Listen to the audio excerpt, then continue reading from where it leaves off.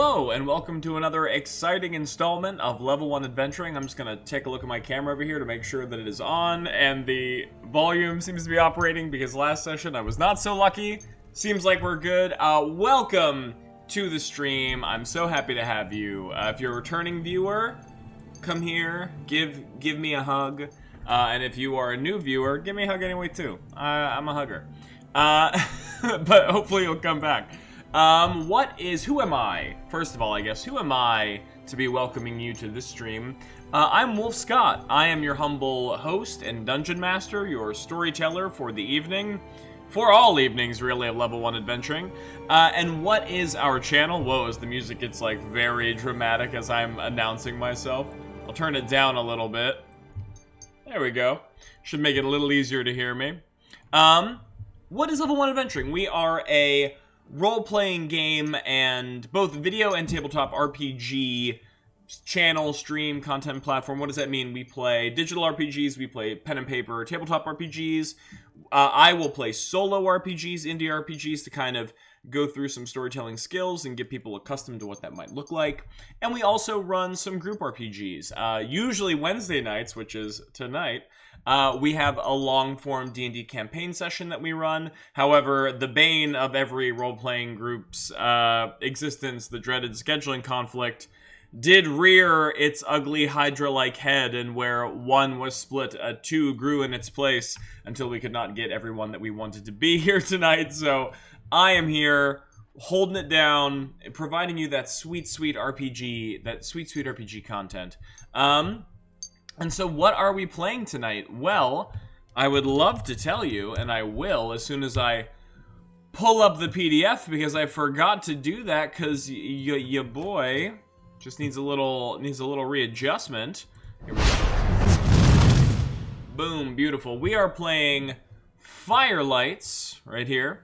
This is an RPG by FariRPGs, who is a developer, indie RPG developer, writer, creator, who I've just sort of recently found out about within the past couple of... Well, my watch is going nuts so. Just found out about the past couple weeks, but was introduced to this work and thought it sounded like an interesting one to do. And so I've been playing through it, and we've been having a lot of fun. And we've had some great interactions with the writer from the game itself and their community. So, you know, all very exciting stuff. And hope to have that relationship continue moving forward. They got some other games coming down the pipeline. I see one called Stoneburner that's being advertised a lot, which looks really interesting. Sort of dwarven space miners with like a demon theme, which sounds cool. Might run that eventually. But there's tons of stuff out there from them, which seems all very cool. Regardless, what is Firelights about? So Firelights is a game which, in the creator's own words, is inspired by Metroidvania-esque elements. I'm going to put this in performance mode. Metroidvania-esque elements, exploration, backtracking. Touch points in terms of inspirations were Hollow Knight and Ori and the Blind Forest? Is it Last Forest? Well, I think it's Blind Forest.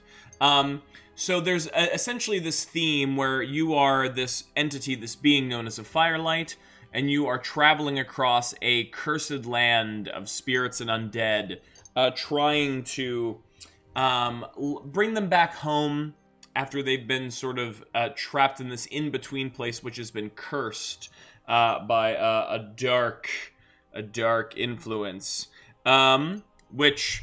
well, we'll talk a little bit about what happened last session, but, you know, these sort of dark creatures, these things called curses, have been invading this spirit realm, and has, what's the word? My brain is running a little slow today, you'll have to forgive me. Has extinguished, is the word I was looking for, these great power sources known as beacons, which is what helps guide the undead to their resting places. So that is our job as a Firelight, to light the way. This is the game. The game fits on 2 pages, trifold. Once again, we love simplicity. We love ease of use, ease of context. Just, You can pretty much, anytime you need to look up a rule, it's right here in front of you. Pretty beautiful. And very evocative. The language in here gives you a lot to work with in terms of creating a world for yourself. If you've seen some of the previous episodes that we've had, you can tell that my imagination can really run wild with some of these keywords. And great tables. This little oracle right here to help sort of seed the world with ideas is really rich. I can see myself, you know, using this in a lot of different RPGs because it is so... the language is just so sharp, and it immediately brings, like, very stark images to mind. But okay, so we know a little bit about Firelights. You're a spiritual wayfarer, bringing souls to the other side, avoiding the dark influences of the curses. So let's talk more specifically about our adventure. And I'll pull up... I think that's another PDF from a different game. So this is our adventure so far, and this is our hero. So our hero is a Firelight known as Last Wish. Now, the Firelights in this universe, in this game, they're described as sort of being insect-like. I chose to go for like a humanoid mantis-like creature. But Last Wish is the last of the Firelights, so we don't know what happened to the rest of the Firelights, but you are the last of them, which means you're the only one who can relight the beacons to help these lost souls.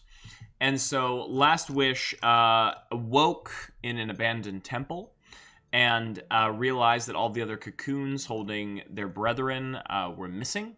And then a powerful otherworldly voice, the voice known as in the play documents known as the Protectors, so some sort of otherworldly sort of deific force, spoke to us and told us, inferred, you know, let us know what our purpose would be to help the souls to light the fires. And so we crawled out of our cocoon, we left our temple. We were immediately attacked by one of the curses, a big spider-like creature of smoke and toxic fumes. But we managed to trick it into sort of defeating itself as it made... We sort of led it into the waters of this realm, which in this particular area, the waters were sort of seeded with the memories of the long deceased, which were sort of antithetical to the evil of the curse. But we did sort of narrate, we learned that the curses are being guided by their own sort of otherworldly force, which speaks through them like a higher intelligence that we had to contend with even in our own minds.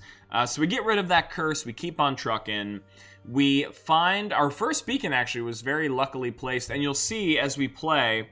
So part of the mechanics of this game is that we use these cards, right? And the cards represent the map of the world that we've explored thus far.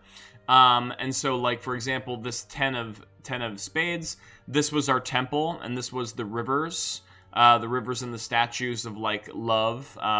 It's a long story, but watch the first episode and you'll get it. That was in the first zone. Then this right here became our beacon in the, I believe it was the Wasteland of Redemption.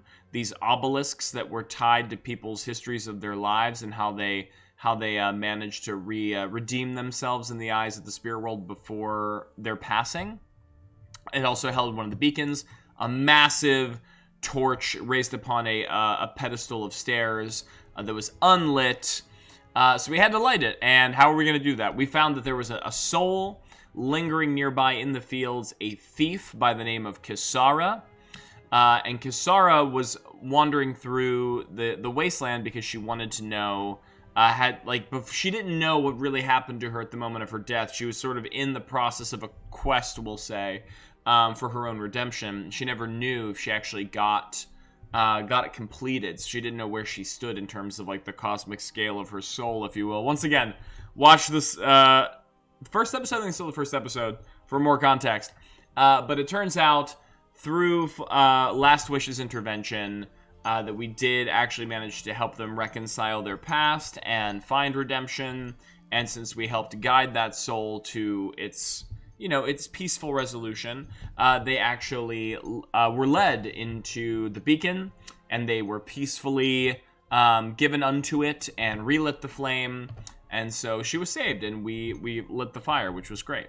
I should also say, before I get too deep into this without getting in trouble, thank you, Tabletop Audio, for the sounds you're hearing right now and the music. We love that. Thank you, Streamlabs and StreamSpell, for all of the stream elements that you've seen in the stream so far. If you want to download your own, we have an affiliate link down below, so go check that out. And also follow us on all the things. I forgot to mention that too. Discord, YouTube. Discord is where we're posting all of our updates in our new game that we're going to play, and YouTube is where you can catch all the previous episodes, so check us out there. So we led Kisara to the fire. She was safe. All grand. And that was kind of the first episode. So then episode 2, we went to search the area, the fields, after we led Kisara to her rest. But unfortunately, we weren't the only ones that were drawn to the fire, as another curse had made itself known to us. And I think I have a picture of it, actually. Yeah, this was the first curse, the spooky spider of smoke and death. Then we encountered, as the music gets even more dramatic, this thing, known as a hollow. So this massive worm, this sort of endless hole, this void of gnawing teeth and red eyes. That was summoned by the fire being burnt again. And we tried to sneak away from it, but unfortunately, we were unsuccessful. And the hollow noticed us and started chasing us. We ran away. Luckily, we managed to slip in through a tiny little crack in some of the stonework because we are a sprightly, tiny, slim little creature. And the hollow decided to not give chase in that moment. And we found ourselves, let's look back at our map. So this was kind of where we were. This is an interesting thing. So the way that the game is played, you draw cards to kind of build the map of the area, right? Now, narratively speaking, I definitely entered a new area, right, in terms of how I was running the story. But we didn't pull a card for it. So I sort of put this face down card here, signifying that it links the two areas, even though it wasn't formally pulled. So I just kind of, I made that call on the fly. We'll see how it plays as we continue forward. But this area right here, so this was Beacon 1, Fields of Redemption. This right here were the catacombs. So here we sort of discovered that the entire underground of the spirit world is this complex series of catacombs, right? Where there are sort of like these bodies interred, but they're not actual flesh and blood bodies. They're not the corpses of those who've passed, because this is the spirit world. It isn't really a direct analog to the mortal realm, right? So the bodies don't actually go here. But there's sort of these... I described them as sort of looking like porcelain husks of bodies, right? Which were sort of painted together. Oh, I was going to look up the name of that art, and I forgot. The Japanese art of, like, painting over cracks with gold, you know, to, like, repair them. So they kind of look like these porcelain husks that were painted in this way to protect these bodies, to protect these husks of the souls that were once mortal beings. And so we sort of traveled through these catacombs, trying to find our way to the next area without getting caught by the hollow. And we ended up in another beacon area, surprisingly enough. How magical. RNG was in our favor. And it ended up being this underground lake, and it was described as a lake of peace. So what did that mean for us? The lake of peace for me was this strange sort of waterway where we could see souls sort of basking and meandering around underneath the waves. And they were all being provided for. They were all being looked after by these creatures, who I nicknamed the Caretakers. So these long-limbed, almost alien sort of beings, draped in white cloaks. All you can really see are pinpricks of light from underneath their hood from their singular eye. And they were sort of doing this ritual song, and like guiding the souls out of the water and actually forming pieces of the porcelain husks, which they were then sort of recreating and curating and wrapping and binding and then leading into the catacombs. So we sort of created this narrative where the Caretakers kind of look after the souls as they're like kind of waiting their passage, like being separated from their bodies, you know, and then they sort of like glorify or bury the husks. So we had this like whole narrative thing going. But the beacon down here, they also had a beacon down here at the bottom of the lake, was unlit. So we had to help them light it. And we sort of we were a part of the Caretakers ritual. We at least tried to replicate it as best we could. Being a Firelight, that's not exactly our job or our supernatural gift, but we at least tried.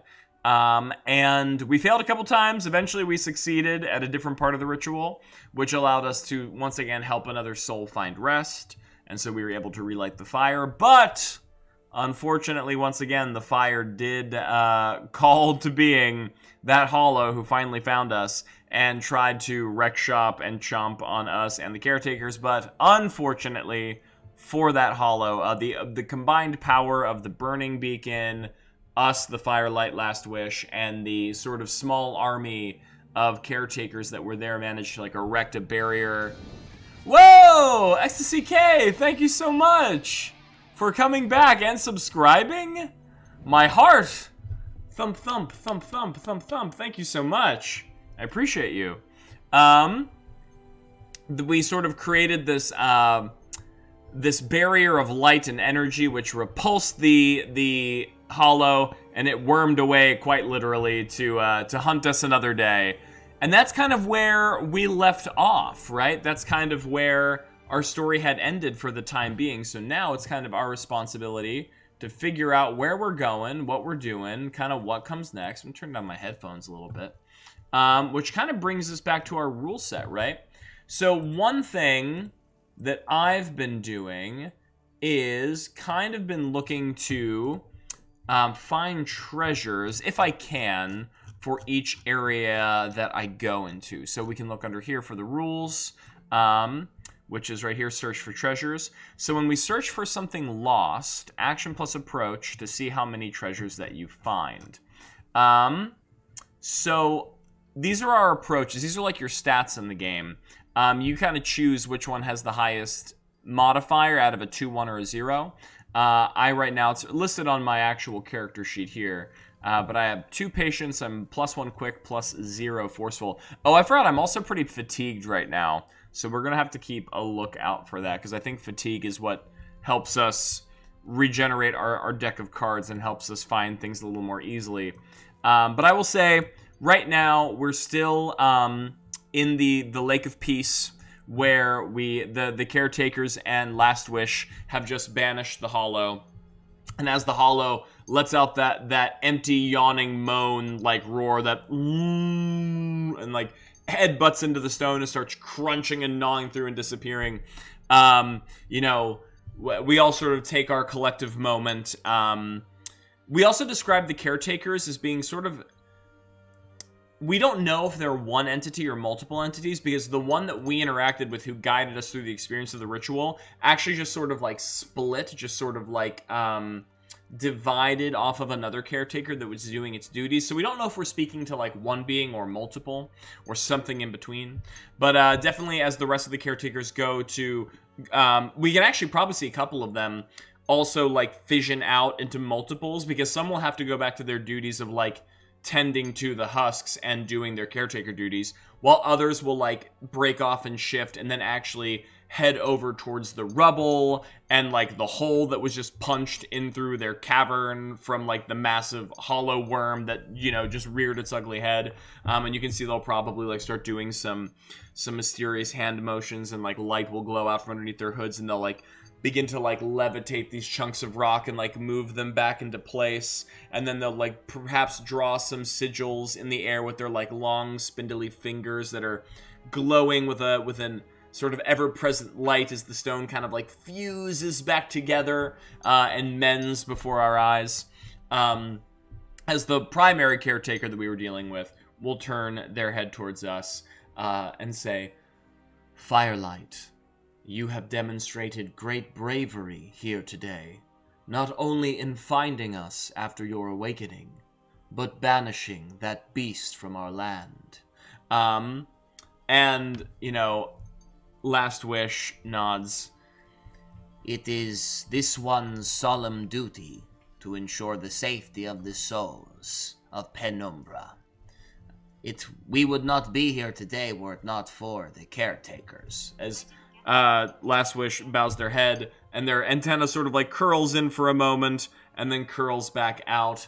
Oh, we also learned in our last session, actually we might have had a similar conversation now that I'm remembering last session, that the disembodied voice, the dark disembodied voice that is commanding the Hollows, one of the caretakers referred to it as the Doom of the Veil, which is a name I just came up with that I think sounds pretty badass. So we don't really know what the Doom of the Veil is, but at least in my headcanon, if the Firelights are sort of guided by the otherworldly presence of the Protectors, right? Whatever the Protectors are, then that is what the Doom of the Veil are to the Curses. It is this divine intelligence that is malevolent, that can implant itself or share itself with its agents, and then, you know, even it seems like it can forcibly command them and speak through them at its will, at its wish. And then the caretaker just solemnly just sort of shakes their head. The pleasure, the duty is all ours, Firelight. I believe you now have other embers to stoke. There are more beacons to be lit. Indeed, the more time is wasted, the more time the doom has come to descend upon us all. Rightly said. If there is anything that you need of the caretakers, please, you need only say it. I do not know. This one does not know. The Firelights, I've also decided, consider themselves like one of many, right? So they use terminologies like this one, which is really hard to remember when you're role-playing by yourself in first person. This one does not know what it should ask, what it needs. It has only just begun to wander this realm. But I shall look through your great cavern, through this emblem of peace that you have procured here. If I see something, would you mind if I took it with me on my journey, if it is something of note, of worth, that I believe could aid me in my struggle? And to this the caretaker once again bows their head. It would be the honor of the caretakers to ensure your safety in your travels, Firelight. Let the Protectors guide your path, and the Protectors guide yours. And we finally split. I think we see the caretaker, just like we described, kind of like walk towards another caretaker, which is already in the throes of doing something, like another task that they have to do for the husks, and just kind of fuse into its body. The other one doesn't even realize it's happening, right? It's not like it like pauses or freezes and like is aware that they're joining. It just like keeps doing its thing, and the other caretaker just sort of like, you know, just like joins its body, continues doing its thing. So with the caretaker's blessing, because we have just helped them relight a beacon and turn away a curse, we're going to look for some treasures here and see what we can find. Maybe something that'll be of use to us in the future. So when we search for treasures, and here is the game mechanics at work, right? This is how the game essentially functions. This whole thing where it says upon light, shade, and darkness, so whether you have a good result, a okay result, or a bad result, depends on two factors. What cards you draw out of a standard, card deck, and what dice you roll. So we'll give an example of that. So basically, anytime you do anything, so right now, Last Wish is gathering some supplies, tending to the lantern on their staff, lighting it, stoking it within the embers and the flames of the beacon that they just lit, so that it is ready to hopefully light the new beacon once it is found. As we're looking for things, we will draw two cards, 1 and 2. We're going to flip them over. And now we tally these up. So a 1, I believe, is actually pretty low. I'm sorry, an ace is low. I think aces are low in this game. Yeah, aces are worth 1, right? So we essentially are sitting here at a 1 and a 2. So that's, all things considered, pretty low result. So then we roll our dice. Now, when it says action plus approach, right, for the treasures, so you choose what approach you're taking, right? So once again, those are our stats. I'm a patient boy. I'm a patient Firelight. I'm a patient spiritual entity, which is roughly in the shape of a mantis-like humanoid. And so then we roll our 2 dice, and we add the modifier of that together, right? So if my patience is 2, whatever I roll here, I'm going to go ba. So I barely made it. So 3 plus 2 is 5, right? Which means I am higher than both 2 and higher than 1. Which means, once again, we look back here, when you search for something lost, you take the result and see how many treasures you find. So light, meaning we got a good result, meaning we got higher than both results, is the best possible outcome for us, right? So we find 2 treasures. Now, what are treasures? This is largely up to our interpretation. Luckily, we described a lot of really cool things in this zone, which I apparently did not take a lot of notes on. We have to go back and rewrite a lot of these notes after watching episode 2. But one thing that I do remember very specifically, right, is the part of the ritual that Last Wish successfully aided the Caretakers in finalizing to help save the husks, to help form the husks, to help ease the pain of these, like, passing souls, was sort of this, like, silver spindling brush, right? That sort of could infinitely manifest that golden glue paint that they were using to, like, paint the cracks in the porcelain husks to create the bodies that they were interring. So I think as we're preparing to leave, and I'm gonna make a note here because I have treasures. I should make a treasure. So I have 4 treasures.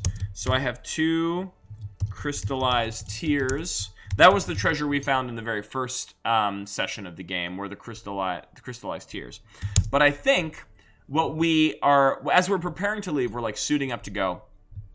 There's like a caretaker who just appears, you know, like we're like looking down the tunnel. We're like, we stamp the bottom of our staff, and there's a burst of flame at the top of our lights. I was also thinking too, not only is there like an actual roaring fire within the lantern, but I think every time we light a new beacon, the embers that sort of, you know, are gently wafting out of the staff head around what we're carrying, I think they actually take on the sort of appearance of like actual little lightning bugs or like fireflies. You know, like the embers themselves don't just like fall to the ground. They sort of like buzz up towards the air, swirl around the lantern, and then like maybe they'll fall back in and like shoot back out. But there's, as we're lighting each lantern, right, and our staff of the Firelight is getting stronger and stronger, I think that swarm of like firelight embers, like firefly embers, gets like bigger and bigger, you know, sort of creating a visual representation of the beacons becoming relit, of the spirit world kind of healing, and like our powers of firelight increasing, right? So we hit the bottom of our staff. There's a burst of newfound light. There's little embers dancing all around the head of it. And as we're about to like step forward, we just, so you get that feeling where, you know, the hairs on the back of your neck stand up, or at least like the bristles on the back of our mantis-like carapace stand up, and we turn our head, and then sort of right there in a little puff of mist, which seems to be constantly emanating from the bottom of these empty white robes, there is a caretaker. We don't know if it's the same one, because once again, we don't know if they're all the same one. But as we're about to go, the caretaker like slowly extends out its robed appendage, its hand, and, you know, covering its fingers, you really can't see what's underneath there, and says, "A gift for the Firelight, in hopes that more can be mended on the way forward." And like as the robe drifts down towards the hand, you can see it produces 2 of those silver spindles, those brushes that the caretakers use to paint the husks and keep them stable. And, you know, our big bug-like eyes widen for a second, those big black orbs. "Certainly, this one cannot accept this. This is needed by the caretakers in their duties." And the caretaker, of course, there's no smile, there's just a vacant hole with like a light, but you can almost feel the smile in the air, and says, "The protectors provide all that the caretakers need, and the caretakers now wish to provide for you, Firelight." And like insists, you know, pushes forward a little bit more with the brushes. "This one does not wish to insult the caretakers, of course." And we We also narrated that whenever we let go of our staff, it just doesn't fall, right? It's like suspended by its connection with us. So we'll like release our hand from it to very what's the word? Reverently take these spindles. We understand, much like our staff is a tool of our duty here as a Firelight, right? Like as a spiritual messenger, a liaison of the protectors. These binding brushes are the same thing for the Caretakers. So we understand, I think, more than most, how significant a gift like this is. And, you know, I think we like dip low, maybe even going to one knee. We bow our heads, we extend our hands outward. The Caretaker sort of gingerly slides them into our little clawed hands, and we wrap them around, we hold them to our chest for a moment. They will be kept safe with me. They will ensure the safety of the souls of this place. I would expect nothing less. Now go. Live up to your namesake last wish. The Caretakers and the Protectors are counting on you. And then once again sort of like turns away and like dissipates into mist and like rejoins the form of another Caretaker.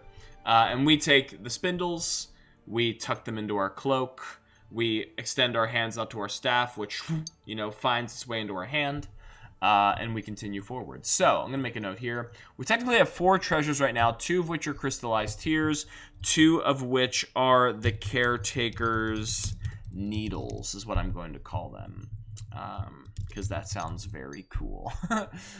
So yeah, we have 4 treasures right now. Hopefully we'll be able to spend them on something cool. But yeah, now it's time to travel. It's time to head back into the catacombs and hopefully find our next region.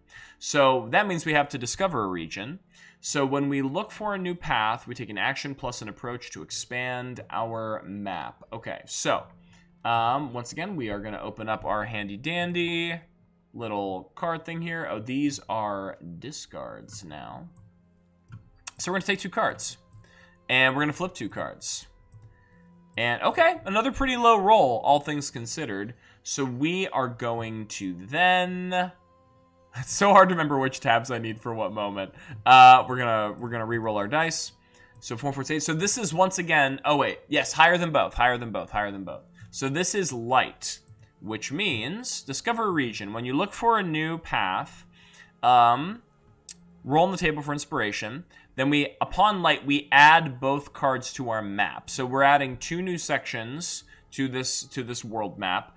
And there is a specific way that the cards are added. So if I take a look at exploring the world, if the number on the card is higher than the one in your current location, place the card above. If the new card is lower than the one, place the card below. Otherwise, place the card beside. So they're actually both lower, which is interesting. Right? Yeah, because this is a king. So these are both lower. So I'm assuming maybe one would go here and one would go here. Right? So we sort of started this way, found our way through a tunnel. Now we're going down even further. Are we going deeper into a tunnel, I wonder, is the question. Okay. So I guess what we should do, let's add, and neither of these are beacons. So to get a beacon, you need to draw a face card. Sorry, not a face card, a face card. Yeah, that's like King, Queen, Jack. Yeah, I'm misremembering the terminology. And aces are not face cards in this construction. So we did not find a beacon. We just found 2 new places of the world. But we should make notes for the locations that we may discover. So we found the Ace of Clubs. The Ace of Clubs! I made that joke last time too. And the 5 of Diamonds. So, beautiful. What we want to do now is figure out what these places mean, right? What they are, or at least get an inkling, right? I think in this moment, we're coming up into... We're like starting to see through the tunnels as we're walking through the catacombs. we're beginning to see like divots and breaks and different paths right through the tunnels, and we don't know where we are, at least physically, right? And so I think in this way we kind of have to rely upon our intuition. We kind of have to rely on our sixth sense. We kind of have to rely on our spiritual connection to the realm of this of the veil in Penumbra, even if it has been damaged or what's the word, perverted in some way by the influence of the curses and the doom of the veil. So I think like as we're walking, we're like holding our staff forward, we're closing our eyes. I imagine there's like like some thickened like film, like leathery film that we can like shut our bug-like eyes with, and our antennae, which I kind of described in an earlier session, are kind of like they're almost like a big plumage, right? Almost like moth-like. They have like big feathery bits on the end of them, and our body, our carapace, actually does have bioluminescent markings across it, which radiates with a sort of warm orangish heat-like energy, especially when we're channeling some of our firelight powers. So I think in this moment we're marching forward. We're holding our lantern ahead, and our eyes are closed, and our antennae are bristling and sort of like waving in the air, and our bodies are emanating with that warm energy, and we're just trying to like almost use like a sixth sense to guide us to what might be our next location. And maybe even under their breath, last wishes walking, I take each step in full faith of you, protectors. Your wisdom and guidance is all that I have. Please, show this humble one the way. And, perhaps it is that incantation, perhaps it is that call out to the protectors that begins to, flood our minds with, like, the psychic resonance of this world through our higher power. So maybe we can get like a bit of a flash of insight as to what these places may be before we take a step in there. So let's take a look at our table, our little descriptor table, which I was talking about earlier, which I think is so great. I love these tables. They're really fun to use. And then we can kind of get an idea of what they might be, and then we can maybe ask again which way we should go. So the first thing I'm going to do is going to roll 2 for the location itself. So I got a 1 and a 3. A 1 and a 3, which is a glade. Oh, we love a glade. We love a glade. We love a grove. we love, a sort of a little humble outcropping of greenery. Although in this world it's probably not quite green, but we'll get there in a second. My mind's already like, Ideas. No, wait, humble brain. Give it a moment. So the 5 of diamonds, so it's a glade. But there's also another descriptor that we have to tag onto it, right? To really set it off. And we're going to roll twice, which is a 3 and a 2, which is freedom. The glade of freedom. Huh, interesting. The glade of freedom. I'm gonna write this down now. We're not quite sure where it's going next. Stuck in public space hell, but hello, I'm lurking, says Ailing. Public space hell, where are you trapped? Let me guess. Bus station. Bus station I feel like is the most common, right? Probably waiting on a little commute home. But no, don't worry. We are here. We are vibing. We are adventuring. We are exploring. We cannot wait to have you in full force. Bus station. Whoa! I was right. Look, I have communed with the protectors. This one has told me where you would be, and you were there. Wow. Maybe I should go into the business of of being a psychic. Wow. I'm impressed with myself. So that is the Glade of Freedom. That's one of our locations we could possibly go to. The 5 of diamonds, as I have said. Alright, so what's the other one then? What is the other one? Let's do some more rolls. We got a 3 and a 5, feeling alive. 3 and a 5 is a pond. Okay, different than a lake. Smaller, some might say. So this is the pond. And what is going on at the pond? What is the pond's general... Did I just roll the exact same thing? 3 and a 5 again? I did. Wow. Okay. The Pond of Hope. These both sound like very good places. You know, they're not very spooky. The Pond of Hope. Okay. So we have the Glade of Freedom. We have the Pond of Hope. Perfect. All right. So now, the Hope Pond sounds pretty. I agree. That does sound very pretty. But the question is, where do the protectors want to lead Last Wish? Right?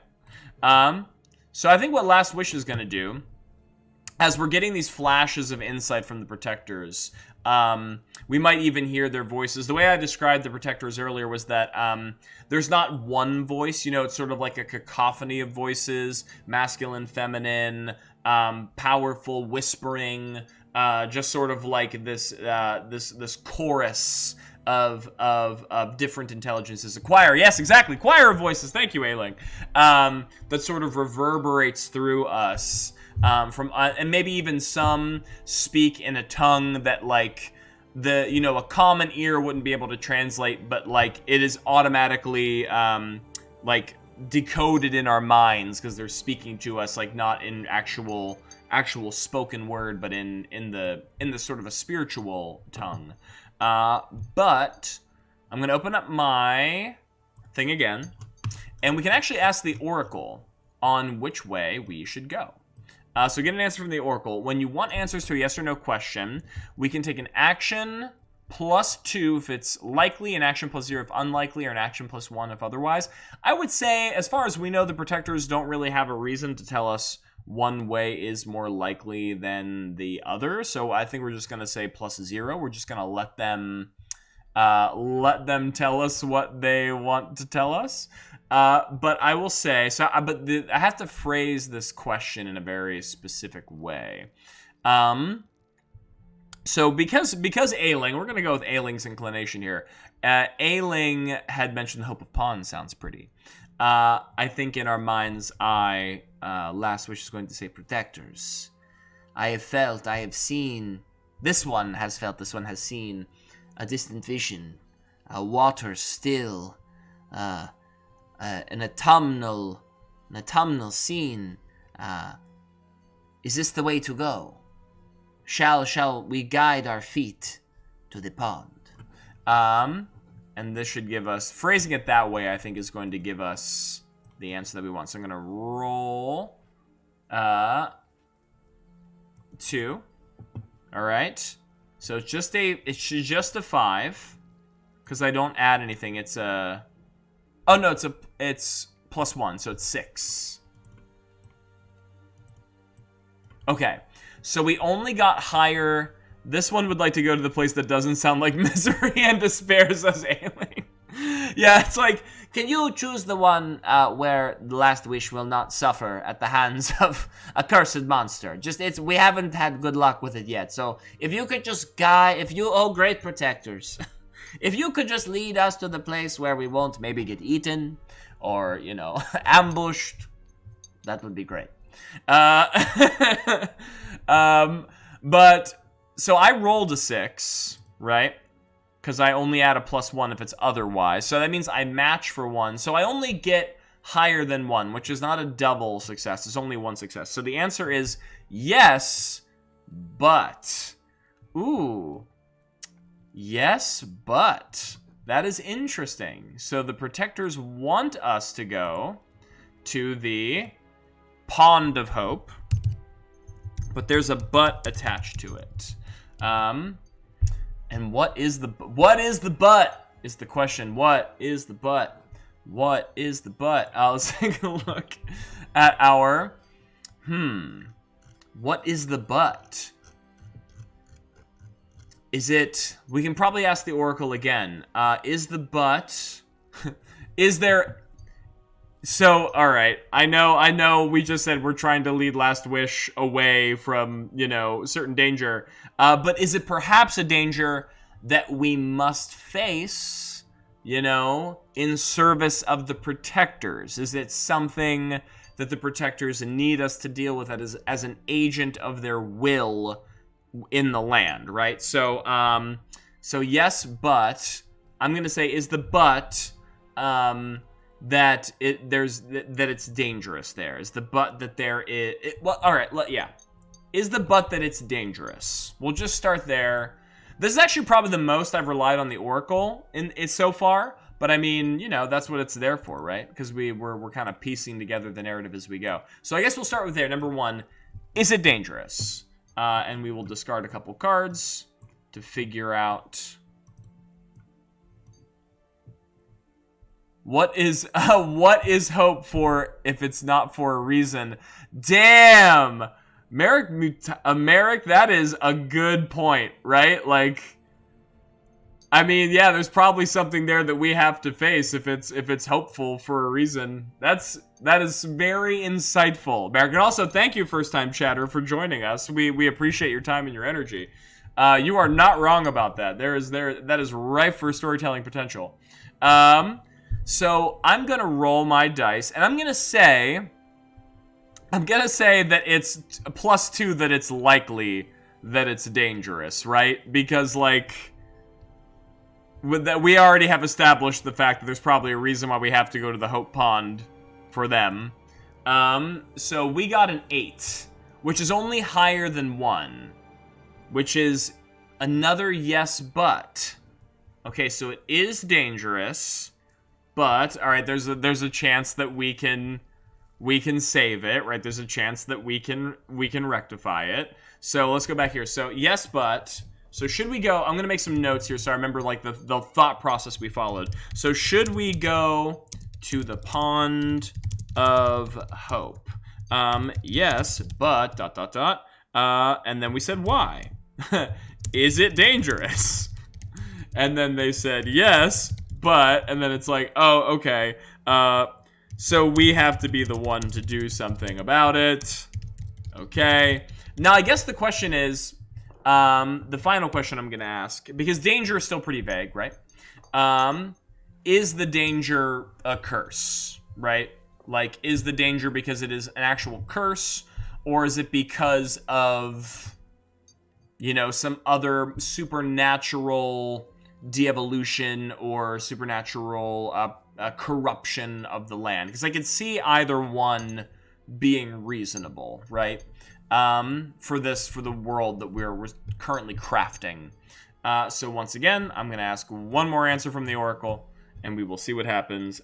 So is there a curse? I think is our final question. So I'm going to take my cards. I'm going to discard these ones, which are no longer needed. I'm going to draw 2 more. A 3 and a 10. All right, 10's pretty high. So I'm going to say it's only a +1, 50-50 chance if it's a curse or not. Roll. roll your boat gently down the stream. Actually, that's not a roll, that's a row. I don't know why you'd roll your boat.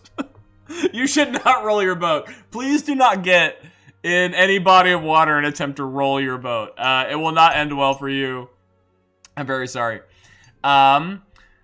So then, yes, the answer is yes, it is a curse, but, okay, so this is what I'm gonna say.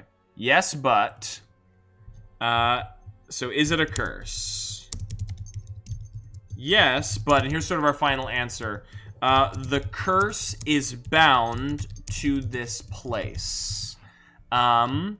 If we should banish the curse, we will, what's the word, exercise its presence from the land, right? So that is our, so this is all happening, this is all, while we're like sort of in this meditative like walk, you know, holding our staff, our eyes closed, communing with the protectors, we're sort of in our mind's eye like, Protectors, this one beseeches your guidance. Which path do we follow? Which way do we go to best serve you? And then the choir of voices sort of, you know, resonates from behind our ears and sort of shakes our carapace. Last wish. You are needed. The Pond of Hope has been woefully corrupted by the foul curses by the doom of the Veil. You are the last of the Firelights. You are the only hope at banishing this vile presence. You know, sort of whispering, and some are coming in like, vile presence, vile presence, vile presence. You know, it's like it's all around us. Protectors, this one is humbled, but no, we had barely survived our last encounter with the curses, and it was only through the aid of the caretakers that we managed to escape the second. What shall become of us if we are not able to succeed in this task? You know, another wave of energy. There is no other choice but to succeed, Last Wish. You are exactly that. The only hope for the Veil. Succeed, or all souls shall fall in your wake. And like, just like that, you know, like it like lights off, and we're like, a cold sweat, if insects can sweat, rolls down our carapace. Alright. So we know that there's a curse here. We know we have to defeat it. But what can we do in order to help us succeed in this task? Let's take a look at our... Get an answer from the Oracle. We have some treasures, and we can buy some information. Now, we don't really have a lot of formal rules written in the text for what information is useful for, what is good for. But my cat's starting to run around. But I have a feeling that perhaps we can use some treasure, some information to maybe help us defeat a curse, right? So here's what I'm gonna say. I knew ahead of time that we might come into this situation one day. So as Last Wish is heading, you know, through the tunnels, there's sort of like a break. You can see some light in the distance, which is hearkening that we are gonna catch some fresh air. That we're gonna be back into the surface of Penumbra, the surface of the Veil, and can explore more freely. We start to hear a clattering sound, a sort of distant at first, and, you know, instinctively...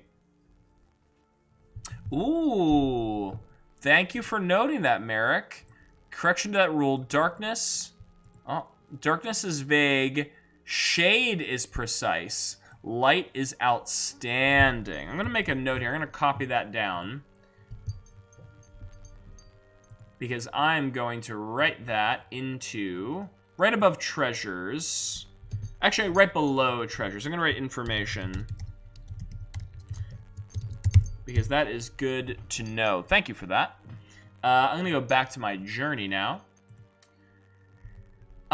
So we begin to walk, you know, we're starting to see more of the sort of the what's the word, like the mausoleum-esque holes that were carved into the earth from the Caretakers, leaving the husks behind, becoming more traditional tunnels as we get further and further away from the Lake of Peace. We hear a clattering sound in the distance, and immediately, you know, our eyes snap open, and we ready our staff, and it burns with like a newfound light as we're preparing ourselves for the worst, because Last Wish has not had the greatest example of like wandering encounter at this point. And I can see a sort of vague shadow on the horizon. We've described that Penumbra to us is sort of this place that seems cast in constant twilight. The sky is always almost like half sun, half moon, a purplish, orangish tint to the sky. There's the ever-present silvery mist that is rolling across the ground, you know, the remnants of the smoke that was left by the extinguishing of the beacons. And everything sort of has this, at a certain draw distance, this sort of skewed, sort of like almost like a fuzzy camera lens effect on it, right? Because it's the spirit world. It's not quite tangible. It almost like becomes real the closer you are to it, the more that you perceive it. Of course, right now, it has been perverted by the doom of the veil and the curses, so what we can see is sort of a darker reflection. You know, the stones are sharp and jagged, and like either a dark purple, like, or blue that like end in like black points, and the sort of like fuzzy, warm, psychedelic feelings that you would normally associate with like a dream realm instead are sort of more shaded by like nightmarish, you know, baneful sort of the presence, the feeling there's always like eyes on the back of you. So when we see a little shadow stirring under this like orange purple horizon line with like a constant set of like constellation, like low twinkling lights, which, you know, I think play out constellations that are like foreign to our eye. You know, they're probably shapes of the stars that are written for like stories that are not of our world. But we see a little shadow approaching our way, slowly ambling. We hear a little clattering, and we ready our staff, and we say, "You there, in the shade, show yourself. I am Last Wish. I am the arm of the Protectors, the last of the Firelights. Reveal yourself now, or there will be consequence." And like, as there's a sort of shambling figure getting closer and closer, we almost hear almost a jovial sort of like on the wind. And, you know, we turn our head to the side, we quirk, our antennas twitch, as this figure slowly makes itself known. So I imagine this being is this like maybe twice as tall as us, and we're pretty tall. We're like this skinny mantis thing, but it's pretty tall, covered in dark cloth, sort of swaddled head to toe. Like it has sort of like a hump along its back, like its like head kind of cranes forward. And you can't quite tell if it's because there's something in and under the clothes or if that's like the unnatural shape of its body. But it does have a series of like leather satchels and pouches slung onto that heap, and then across its body, and like bandoliers across its chest. And it's just filled to the brim with different little trinkets and objects that are twinkling and tingling and clanking together. You know, the world that we've described here, the treasures of this land are kind of abstract. You know, like we found crystalline tears, like we found gemstones that were forged out of the tears of like a person's memory. We found the needles, which are the Caretakers' tools for binding the lost husks of souls. So these things are all kind of like abstract. But these beings, whatever they are, whatever we're going to certainly name them in the next couple of minutes, it's kind of like their task to like search the world for these things, these forgotten things, and collect them. For what purpose? Who's to say? Oh, we should say that their faces too. I imagine their faces are just a mask, and perhaps the mask is always. Oh man, how do we make them even creepier? Perhaps the mask, you know, so they have this big black hood on, right, that obscures most of their face, and you see the mask. I think, like, when they're talking, the mask will, like, turn around and, like, shift. It'll either, like, go left to right or even up and down. Like, it's almost like, what is their head, you know, if their mask can just shift in any direction. But, like, whenever it like kind of it slinks behind a new part of the hood, a new like expression is painted on the mask, or a picture is painted on the mask. And I don't imagine that the expressions are like very literal interpretations. Like I don't imagine like if they're angry, it's actually like an angry face. It can maybe look like that, but I feel like instead it's almost like a sigil, right? Or like a symbol. Like, maybe even in that unspoken sort of spirit language, that when we see it, when we lay our eyes on it, it invokes that feeling in us, you know? when it's jovial and we're getting this like symbol, like this light and airy kind of rune, we sort of feel that. We're like, oh, it is pleased, you know? And then if it's upset, you know, the mask like will shift and we'll get a new symbol, and suddenly we can almost feel like an errant heat radiating off of it, like, oh, it is upset. So we hear like this as it's like plodding its way through the mists in our direction. Oh, so quick to anger, so quick to cause a scene in times so dark. Is this what is to become of the last of the Firelights? Oh, it were funny if it weren't so sad. As its like face changes and makes like a sad symbol, and like we can kind of feel that wave of like lethargy roll over us.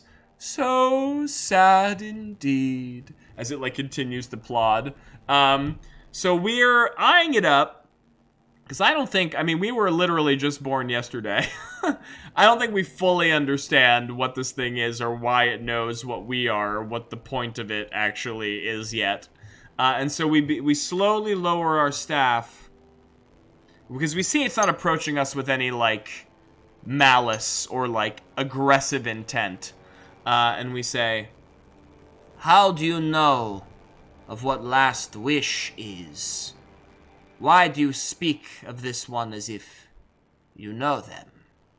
And to this, like, the mask shifts again, and it's almost like a symbol of surprise. "Why? You insult me. It is my business to know what happens in Penumbra. All across the Vale, in fact. You can consider me a connoisseur of ages past. Things, names, information." It says as it like changes its face again to like a symbol that's almost like a curious, you know. It makes us, when we hear information, our antenna twitches, you know, because that's what we want. We're like, it almost like it knows what we want, and it's like trying to lead us there, because we know what's at the hope of the pond of hope, the curse, and we want information on it. And so I think it sees our interest is piqued, perhaps even by its own influence, as it sort of smiles and, well, you know, shifts its face into like something of a feeling of a smile. "Oh, something I said that piqued your interest?" You know, we hear again as you know, Last Wish tentatively begins to approach now, just kind of using the staff to guide their footfalls. "You know things of this realm, of the Firelights, before I came to be?" "Of course. I know a great many things. Of course. Such storied tales are not easy to come by, and even harder to part with. You understand. Your task is to relight the beacons. Mine is to ensure things are not forgotten, and what is remembered is done so at a reward." And like extends like sort of a hand out from underneath the shawl. Actually, I think we can see now there are multiple limbs underneath, you know? Because there's like, it has all these trinkets on it, right? So there's probably like multiple arms that like come out of the cloth to like move things around and like switch, you know, pockets, and like and exchange bits of treasure from like one part to the next. And you know, Last Wish sees the hand extended and studies it. Last Wish is you know, not totally against the deal, but still has questions, you know, that isn't pertaining to payment quite yet. "I am sorry. This one is sorry. It is called. This one is known as Last Wish. We do not believe we have captured your name quite yet." Oh, names. Such a tedious thing. When there are so many things to know, so many great important things to know, why add one more trifle to the list?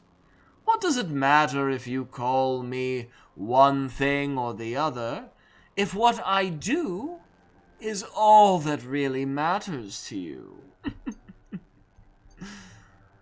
You can call me the Collector. That's what I will call him. Simple enough. You can call all of us collectors, in a way. There are more of you here in the Vale.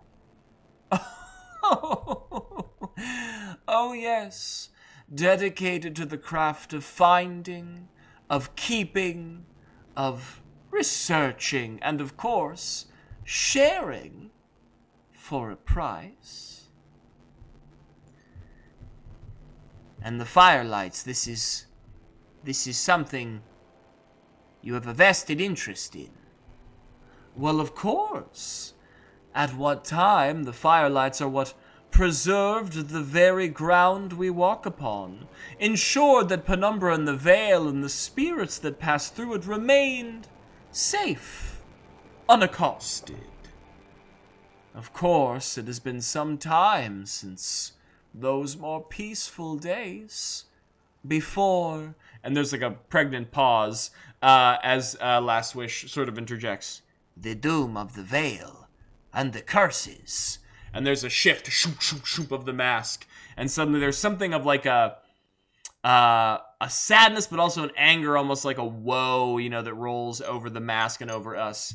Yes, the doom of the Vale and its wretched curses. They prey upon the souls here now. They extinguish the beacons to ensure they cannot find rest. Wandering aimlessly in this vexed realm, they are hunted. Some say devoured, absorbed. For what purpose, even the collectors are unsure. But one thing is to be certain.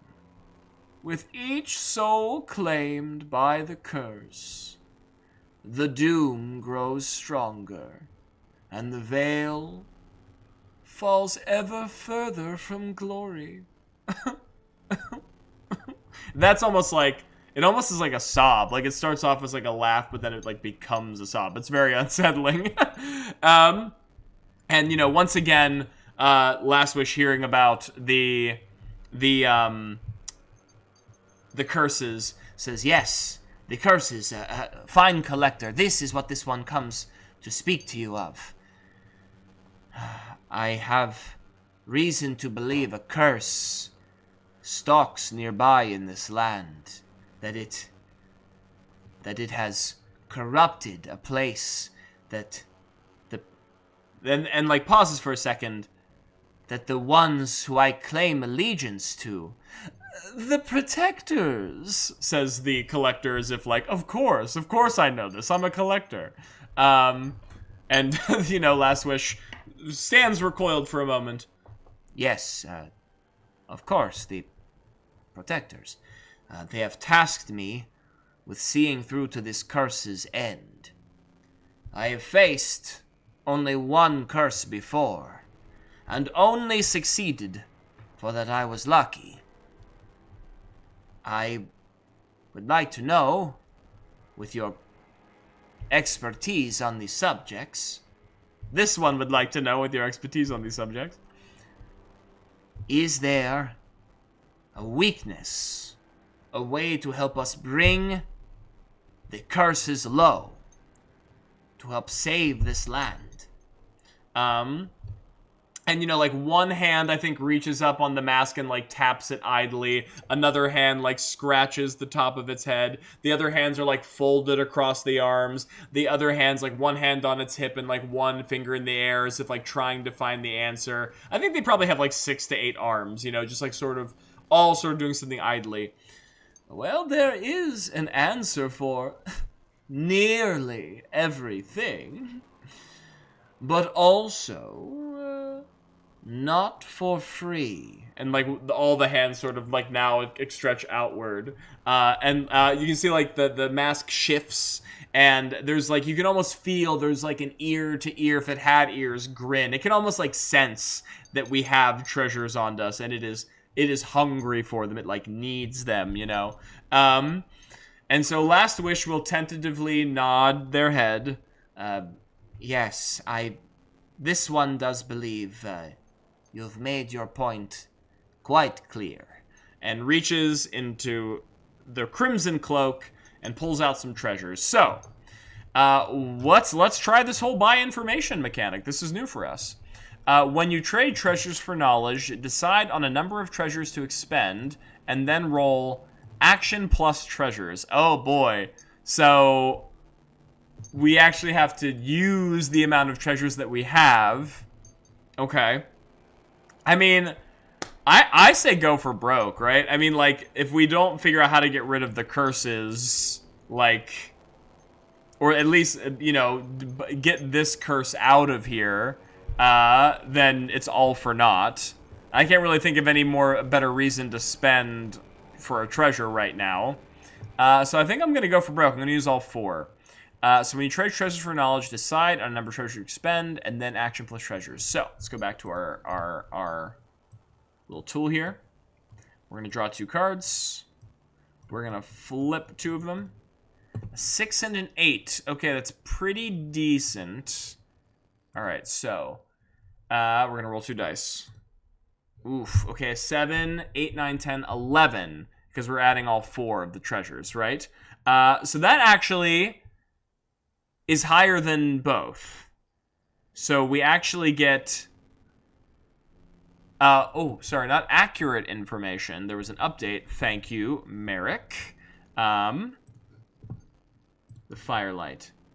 Outstanding information. Okay, so I'm going to make a note here. Oh man, we just got those needles too. RPD Shays, hey! What's going on? First time chat, welcome, welcome. I'm actually just using the treasure and information mechanic for the first time. Welcome. So happy to have you here. So let's see. We got outstanding information from the collector. So it sounds like the collector, which, you know, is this creepy thing, RPD. If you haven't seen the oh, that's not the collector. This is the collector. If you haven't seen the collector yet, so I feel so bad. We just got those treasures from the Caretakers, and now we're just like giving them up. But I mean, it's part of our quest. It's part of our grand Firelight journey. It's what we were born to do. Okay, so there is a way to defeat the curses. It's outstanding information. So what information would be outstanding about defeating a curse? Ooh, I have an idea. But I'm wondering how I can make it work.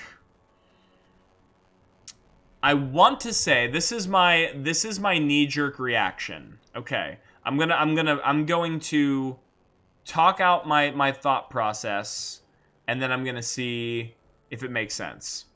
The outstanding information that I want the collector to know about the curses, which is going to help us defeat them, right, is that the curses are actually lost souls. The curses are actually lost souls, or they are amalgamations of lost souls, right, that have been perverted by the doom of the veil.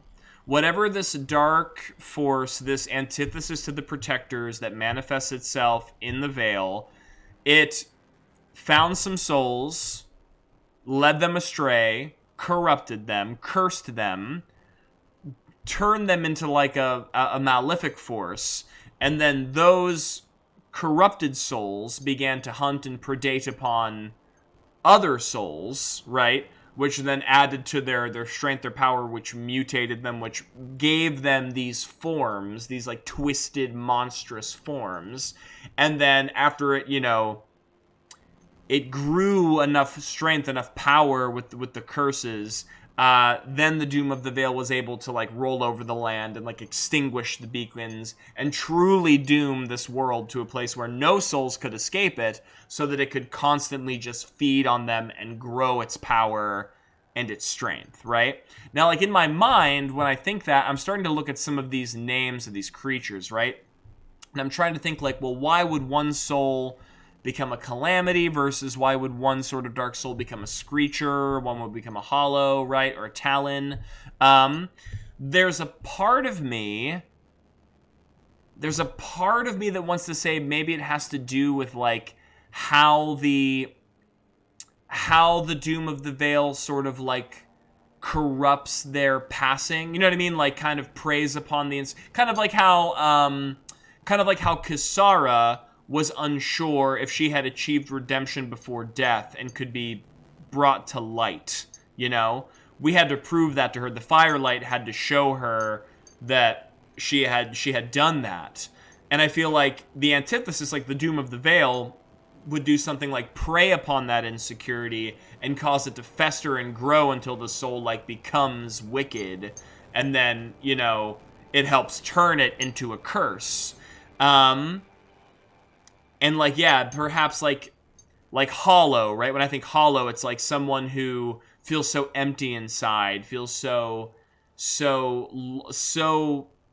thoroughly defeated and empty that like then the Doom of the Veil corrupts it and it becomes a hollow, right? A screecher I almost feel is like someone who is almost gone like sort of mad with like their failings, and like they can't reconcile the fact that they have passed, so they become this like gibbering, shrieking, mess that is just like, once again, empowered and preyed upon by the Doom of the Veil. But Talon is the hard one, because Talon is like, it's like a bird. Maybe a Talon is some, because I think slashes, I think scratches, I think fights. Maybe that's someone who, failed or died, I should say. I shouldn't say failed, but like passed on in like some sort of traumatic physical event, maybe even like defending someone that they loved, or, something that they wanted, like a soldier. But in death, does not know if like their life was worth it. And so once again, the Doom of the Veil preys upon that, corrupts them, and turns them into a talon, something that like hunts and scratches and things like that. And a calamity, maybe it's like kind of the antithesis of the talon. Maybe the calamity is someone who has passed during like some traumatic external event, an actual calamity. And then like that memory of dying in that strange, painful way is like brought full force to them from the Doom of the Veil until they mutate into the calamity. So I think that makes sense. When I say it out loud, it was kind of hard for me to follow at first, but I think I've talked myself into it enough that I think that's sort of like the grand joke, the grand cosmic twist of fate of the Veil right now, is that the curses which hunt us, that are our enemies, that are the things that, we're sort of vowed to get rid of, they are souls. They are things that we are actually sworn to protect and guide and lead to the light, but they have just become something else. And like I said, perhaps there are multiple souls. Like I imagine, of course, the bigger they get, like the more, like a hollow's huge. The one we narrated was huge. That's probably like one soul that has like devoured many souls, right? Until it's like become a full-length creature. So it's like, it's multiple souls that are all bound together in this shared sort of lie, the shared trauma, the shared like dark enchantment of the Doom of the Veil. And so that's like the grand joke. It's like we need to get rid of them to a certain degree, but they're also sort of our charge. They're also sort of our responsibility, because they should be free and they should be able to pass into the beacons, but they can't in their current state. The Doom of the Veil has too strong of a hold on them. Oh boy. Oh boy, there's a lot of lore. There's a lot of new lore that just dropped in my world building. So yeah, so that's my outstanding information. So I think Last Wish like tentatively reaches into, you know, their satchel, and produces the 2 crystallized tears and the 2 silvered needles of the Caretakers. And, you know, Last Wish looks at them with this sort of mix of hope and a bit of sadness. Like, these are treasures. These are like they got the needles because they helped the Caretakers lay some souls to rest. Like the husks, they rebuilt the husks, and that's like a fond memory, even if it's a fairly fresh one. But also Last Wish knows that their quest is more important than any sentimentality that they may have for these objects. And says, I only hope that this is an adequate donation to the collector's fine reserves.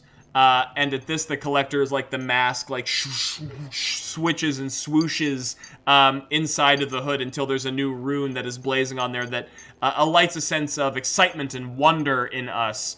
And you can almost hear tangible, like, ooh, as like all 6 hands like lurch forward at once and like grab the objects and begin to like twindle them. They have like an unnatural, almost like sickening dexterity with the fingers, right? Like they're flipping like the needles in between the fingers and like pulling them out and like wiggling them, and other ones are like rolling the crystal tears between their fingers and like picking them up, and they're probably doing the equivalent of like biting a coin to see if it's real, you know, like taking like the gem and like knocking against the mask to like feel that it's real, and you know, sort of under its breath the entire time, oh my, what a rare and delightful treat, oh, a trinket, a treasure most divine, oh, and sort of like, you know, switching and like looking at all these things until like finally it deems our payment worthy enough, and slowly all of the hands sort of shift their way into the many folds of their dark cloak and the leather satchels that are like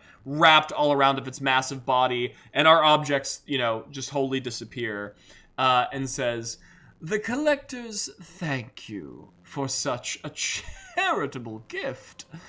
It is only right, I feel, that a gift should be given in turn. And the collector will then, once again, one hand sort of stretches out and reaches into, like, another satchel. And I think it's going to pull out a piece of parchment. It's like a roll of parchment, right? But the paper is black. It's, like, pitch black. And, like, as the collector begins to unravel, because once again, the treasures in this world are abstract manifestations of aspects of the spirit realm, right? They're not truly what they really are. They take on the appearance, the forms of them, so they make sense to the minds of the things that are viewing them.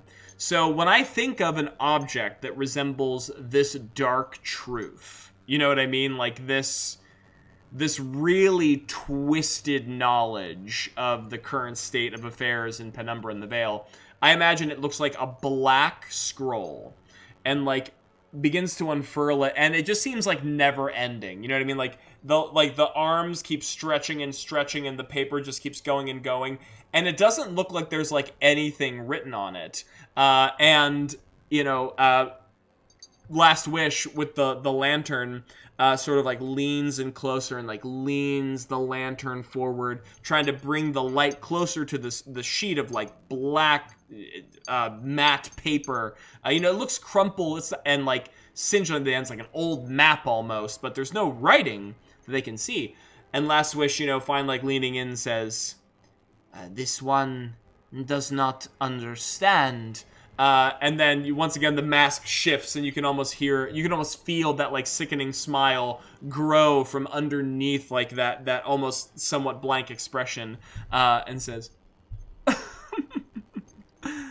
you will be made to. And it like flips the scroll directly in our direction, and as it does, then, like, in the ink, in the separations of that utter darkness, we can see, like, a script that is written. It almost, like, makes itself known to us as it faces us. And it's not a static script. You know, I don't even think that it is an actual written... I think it's almost like... Actually, now that I think about it, I kind of feel like we talked about how the sky has that twilight... The constellations, right, above our heads tell the story of a world that's not our mortal realm, because why would the stars be the same for them? I feel like the stars in a place like the Vale and Penumbra tell the story of the Vale and Penumbra, and, like, actively. You know what I mean? Like, the stars shift almost, I don't want to say maybe in real time, maybe there's, like, a slight delay as the stories are being told, but, like, you can actually read the stars, and you can read what has happened, or maybe even what will happen, you know, if you have the power of foretelling in the world. And so I think, like, that's what we see. Like, this black piece of paper almost looks like a series of star charts and, like, constellations and, like, the movement of heavenly bodies. And it actually does begin to move and shift in front of our eyes. And as we're watching it all turn on this, like, dark parchment, then the truth starts to unravel from behind our mind's eye. You know, we can see, yeah, perhaps the doom of the Vale is sort of like a cosmic, maybe I'm inserting a little bit of, like, Lovecraftian horror, like cosmic horror into this, but, like, maybe the doom of the Vale is something that emanates, you know, from not only beyond our world, but, like, beyond, like, our plane of existence. Like, it, like, comes through the stars of another world, and it has come here to become stronger, and to do so it needs souls, and what better place to find souls than a place that is designed to house them and guide them. And we see that all written out before us, and we almost, like, watch, like, as the planets and the stars shift, we're, like, watching the history play, and we're seeing the first souls become corrupted. We've described multiple times that when the doom of the Vale speaks through one of the curses, like, it's almost like a ping, like a flash of recognition hits their head, and then their eyes light with that, like, malevolent red, and then, you know, they suddenly have a new cunning and a new intelligence behind their eyes. I think we see that happen to, like, regular souls, like people, like Kasara, like people that we would normally just see walking around. We can see them, like, wandering through the Vale and, like, being led by former Firelights, but, like, having their faith tested. And perhaps, like, they run away and they, like, try to find solace somewhere. And, like, normally this would be a task where the Firelights would then go seek that person, like Last Wish has done in the past, and, like, help them come to terms with their death and, like, the good they've done, or, like, whatever will help them come to the other side. But it's like this thing, the doom of the Vale, finds them first. And, like, begins to whisper darkness in their ears, and, like, to get further away from the Firelights, and to get further away because, you know, they're not worthy. You're not worthy of being saved. Your life was forfeit, and your soul is just as touched by darkness, you pathetic wretch. The only use that you will ever be is in service of something far greater. So give yourself unto something far greater. Give yourself unto me, and be reborn as you should. You know, like, that sort of stuff. And then you can see, like, the flash of light, like, hit their head, and their eyes, like, glow red. And now you're beginning to, we're watching as, like, these souls are, like, leading other souls astray. And, like, I don't know how a soul absorbs or, like, murders another soul. I don't know how that happens yet. To me, it feels very spooky and, like, cannibalistic and, like, bad. I mean that's what we're describing is, like, pure evil, right? But yeah, I think we watch as, like, the first souls do that to other lost souls, and then, like, you know, the doom of the Vale sort of cackling in their ears, you know, behind the whole times. Yes, finally you serve a purpose. You make something of yourself in service to me, you know, and, like, they begin to take new forms, and you can watch as, like, their bodies twist and shift as they absorb more souls, and you can see some of them begin to, like, lose shape and become sinewy, long, smoky, like muscular branches that become the first hollows. They grow these like long appendages, and their bodies burn into like mist to become the first calamities. You're like watching that happen, and then so on and so forth. And then of course the curses are probably the things that destroyed the Firelights, right? Like we watched that too. We have to watch the death of the Firelights. The Firelights, of course, bravely fighting back against, you know, the growing amount of curses. But I think honestly, now that I think about it, that is probably what led to the downfall of the Firelights, is that like the Firelights don't want to fight the curses, you know? The first Firelights, the Firelights before us, would know that they are souls that are lost. And so they would want to help them. They would try to save them. They would try to turn them away from this dark path. But they're curses now, and they're not listening, you know? And so what's going to happen when you have one person who's trying not to fight versus another which is actively trying to destroy the other? They are defeated. And wow, yeah, it's pretty dark. But like, yeah, almost like this act of maybe even some Firelights to a point do it as like almost like protest, you know, like almost like self-sacrifice, like almost like I can prove to you you're still good, you know, like turn away from this, like turn away from this path, like there's still something in you which is worthwhile that can be salvaged out of your dark deeds, like it's not too late. And then of course just destroyed, absorbed, devoured, whatever happens. And that's probably what leads to the great downfall of the Firelights. And so we see that all play out upon this like this blackened scroll. And like as like we can see, I think you could see the reflection of like the machinations of the runes and the symbols like in our eyes, our big mantis-like eyes, as we're like watching this all unfold. Our antennae are like flickering like mad. And then finally we sort of break out of our trance and we, you know, take a deep gasp of air. It cannot be true. You peddle me lies, Collector. You peddle this one lies. You peddle. And the Collector, you know, the mask shifts and there's sort of like there's a wave now of like a somber air that falls across the area where they're standing. Last wish. Last of the Firelights. I am no charlatan. I am no act of theater. The Collectors deal in truths, both the fair and unfair, just and unjust, kind and grim. What you see, whether you like it or not, and I assume that you do not, is what has come to pass. And so, like, the finality of that statement just hangs on our shoulders like a weight. And, you know, I think we might even stumble a bit on our staff as, like, we hold it. Like, our faith is being tested. Even, like, our roaring flame in the head of our staff kind of, like, kindles down to a little bit of a glowing ember. Oh, fear not, last wish, traveling Firelight. You are here. You and your kin. This was your purpose, was it not? To save these poor, unfortunate souls.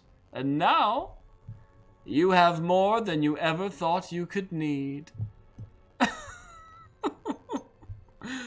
And, like, we really can't tell. The Collector is, like, such a neutral party in all of this. I don't think, you know, the Collectors, like, are actively happy that this happened to the realm, but, like, they really have no stake in it either way, so there is sort of like this creepy distance that they have. They're sort of disconnected from the drama that's happening between the loss of the beacons and everything. So then, what do I do with this? What does this one do with this? What can Last Wish accomplish with knowing that the curses are the souls that this one has sworn to save? That, unfortunately, is not an answer that I can provide.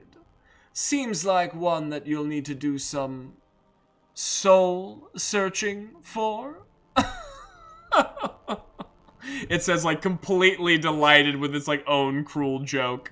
And, like, you can see, like, the arms are, like, expanding once again to, like, put the scroll back into its, like, packet of trinkets and, like, prepare itself back for its long journey. I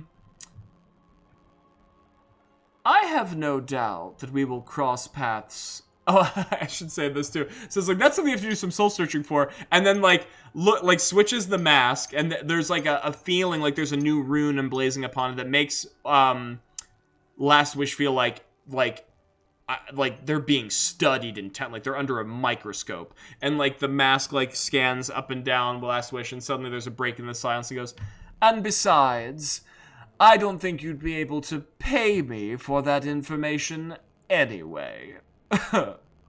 As it, like, detects we're out of treasures. Then it, like, you know, gets itself all ready to go. I have no doubt that myself or... Wow, this collector person, I love and hate them so much at the same time, says RPD. I know. I don't really know. I just generated the image and I didn't know where I was gonna go with the personality, but, like, it's kind of taken a mind of its own, and I'm just rolling with it at this point. Besides, you know, Last Wish has met, like, some really cool characters. They've met, you know, the Caretakers. They've met some really dark and vile things, and, like, the curses and the doom of the Veil. So I think it's good to have maybe someone who rides the waves in the middle, you know? Someone who kind of profits off of, like, the souls becoming, like, memories and forgotten things. There's equal reason for it to want and not want the corruption of the land, you know? It's a good story either way. So I think, yeah, you need that little neutrality to give you some contrast. I have no doubt that we'll be crossing paths again, Last Wish, or you'll be crossing paths with another of my order. Do see to it that when you do, you have something of merit to offer. The collectors do not deal in charity. And, like, slowly, like, slinks the arms back into the robes and begins to, like, plod forth. And, like, Last Wish is still sort of standing there, awestruck by the information that it was just, like, assaulted with. But the collector does sort of turn its head around against its shoulder, and, like, the mask switches one more time. For what it's worth, I do hope and wish you some good fortune in your journey. If anything, the curses do make business a little more difficult, and should you succeed, it will make for a most excellent story. Fare thee well. And, like, turns away back into the mist and, like, begins to plod, and you hear, like, the clinking and the clattering of all of its objects as it continues to pace down the road, leaving Last Wish all alone with, like, probably the worst bit of lore, at least in terms of, like, the Last Wish's life that it probably could have been delivered. Okay, so we learned a lot here. So the curses are the collective corrupted souls of fallen spirits led astray by the doom of the Veil. So that means, at least how I'm interpreting that information and why that is important for us to know and how that can help us with curses in the future, is, you know, Last Wish, any Firelight, is not much of a physical competition for a curse. A curse is a monster. A Firelight is a powerful being, but it's not a powerful monster. But perhaps, even though the other Firelights have failed in the past, and we've seen that now in our mind's eye, courtesy of the collector's, you know, Stygian scroll, as I'll now call it, a scroll of dark truths. Perhaps there's some element of them that can be reached, something internal, something intrinsic to the nature of a soul that that can be touched. We saw when we fought the Calamity the first time that the way we defeated it was we sort of tricked it into bathing itself into the waters of the realm, which that area, that was love, right? The waters of love. That was like the memories of people experiencing different emotions, like very powerful emotions in their lives. So, and that's what kind of like dissipated the beast into a nothingness. And, we didn't stay long enough to find out what happened. We got the heck out of there. So maybe, there's a part of the process which, reverses that, which maybe they separate and they become something that can be corralled and communicated with again. I guess that's like our hope, right? Because we can't hope to just fight everything toe to toe and hope it works out. So yeah, that's our outstanding truth, our outstanding information, which is pretty harsh stuff. Okay.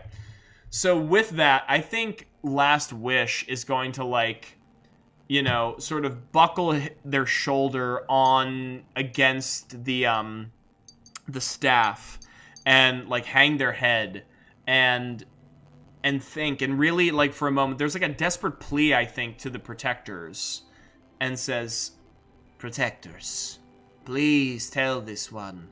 Please tell Last Wish that this is a farce. This is a grand tale conjured by the collectors. It cannot be." And then, there's another resounding wave of the choir of voices from all ages of the Protectors that, reverberate throughout us. "It is so. It is so. It is so." Like all around us. And like it hits us like a gut punch, like we roll forward again. "How could this happen? How could you do this to us, to set us on this doomed path, to lie to your last servant, your only remaining Firelight?" And, there's sort of another, like, reverberation of energy around us. It's almost like they're closer now. It's almost like they're watching over our shoulder. "If we had told you the truth from the outset, from the weight of your task, from the dire straits that your responsibility has been thrust into, would you have taken the mantle? Would you have felt the confidence to pursue this goal?"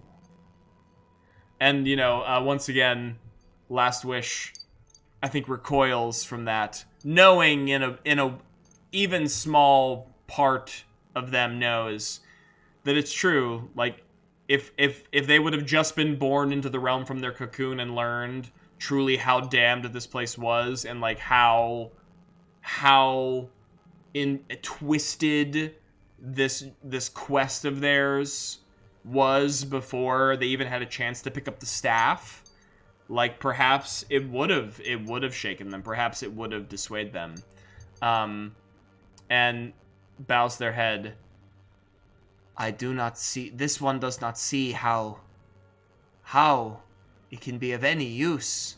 So much damage has been done. So much has already been lost to the doom. And then like there's another shake. It almost like rumbles the earth beneath our feet. "And yet, 2 beacons are now relit." 2 beacons relit all around us. "You have already begun to kindle the flame. The flames of redemption, the flames of hope in this place, Last Wish. It has been countless ages since those fires have burned, and by your hand and your hand alone does their light now touch the sky."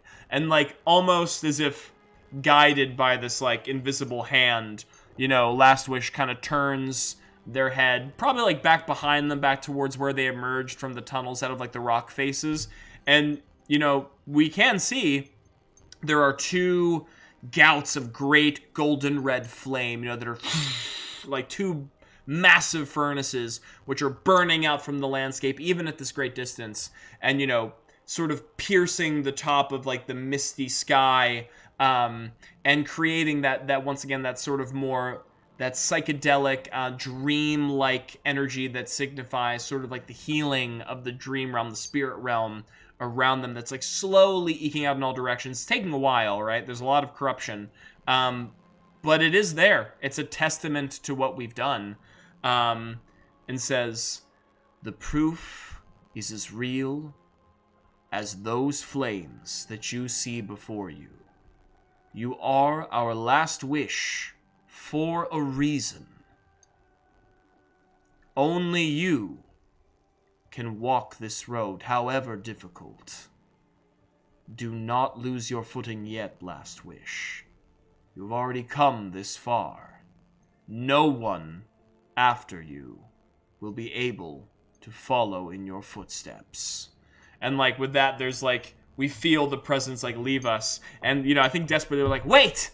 Protectors! Like for a moment, like trying to like to commune with them. But just as quickly as they've come, they've left. They've told us what we need to know. They think we should know. And now, there's a whole bunch of new emotions broiling up within us. I'll pull a picture of Last Wish since we're spending so much time with them in this moment. A whole bunch of new emotions that are just broiling up within us now. There's the overwhelming defeat and realization of the depth of our task now, but also, it is true. The Protectors did not lie. We've done the impossible twice so far. So who's to say that we can't continue to make lightning strike or fires burn twice, 3 times, as many times as we need to repair the veil? And we don't really have much of a choice anyway. And that, I think that realization also kind of like kicks us in the ribs a little bit. Like, it would be great if we could eschew this responsibility, but we're literally the last wish. It is branded on us. It is our name. It is our purpose. Like, even if we wanted to do so would be failing something far beyond ourselves and our task. And so maybe somewhat reluctantly, I can't say we walk with like a newfound sense of purpose, because I think this stings, but maybe with newfound determination, we'll say, because now failure is certainly not an option. We trudge forward. All right, so we were told we had to go to the Pond of Hope because there was a curse there that was bound to this land. And we needed to, wow, a lot of sense is being made right now, because like we were told we have to go there. Why? It's dangerous, but we have to do something about the curse. Why? And I think now we know that running into this curse, the set of events that led us to this curse has also led us to the realization of the truth of the curses, right? Without the Protectors guiding us to the Pond of Hope, which, by the way, the Pond of Hope... What a place to get this knowledge, right? We needed to learn this. We needed to know this, because this drastically shapes the course of our adventure, of our interactions, of our dealings with the Veil and the curses and the souls at large. Wow. Okay. So, I guess the first thing that we're going to do, because we already know there's going to be danger here. We know that for a fact. We are going to try to confront risk, right? I'm going to say we're going to try and sneak. We don't want to just announce our presence to the curse, because we want to get a chance to maybe, like, inspect it, see what's up with it. Maybe it gives us some clue as to what's going on with it, right? That we can, like, help with, quote unquote, maybe. All right, so let's figure it out. So we're gonna confront risk. Let's go to our handy dandy deck of cards. I'm going to draw 1, 2. I'm gonna flip them. Bop, bop. 3 and an 8. Okay, pretty wide spread. Could go either way. I'm going to say that we are being patient because we are sneaking, and also patience is my best stat. So that certainly helps. And I'm gonna roll 2 dice, but Okay. 12, all considered. So it's a full success. So, all right, we're gonna have to do some world building here. So full success. So we successfully sneak. So now we got to figure out what kind of curse is here, right? Because we know there's one. That much we know for certain. So let's discard these. I'm just gonna roll a d4 and make it random. I don't think there's if oh, did I break it? If RPD Duchesne is still in chat, I don't think there's a mechanic by which you can figure out. Woohoo! Watch out for that fatigue. I know my fatigue is really high right now, but as far as I understand it, you can't recover from fatigue until you're out of it, right? Like, let me double check. Resting and fatigue. When you may have to mark fatigue as relevant action. When your fatigue is full, your story deck is empty. You have to rest or flee. Yeah. So I can't preemptively help myself. I just have to risk it. I have to risk it for the biscuit, as they say. But yeah, I don't think there's a method by which this, like, you know, the rules dictate which curse you find. I guess you could do it by Oracle, but I feel like it might be just easier to take a D4 and just help decide our fate. 3, which is the hollow, which we've had a hollow following us several times. So it's meant to be. So this hollow is following us. It's the same one that found us at the last beacon. Oh man, which like kind of, you can rest to clear fatigue and fill your journal when you feel it fits the fiction.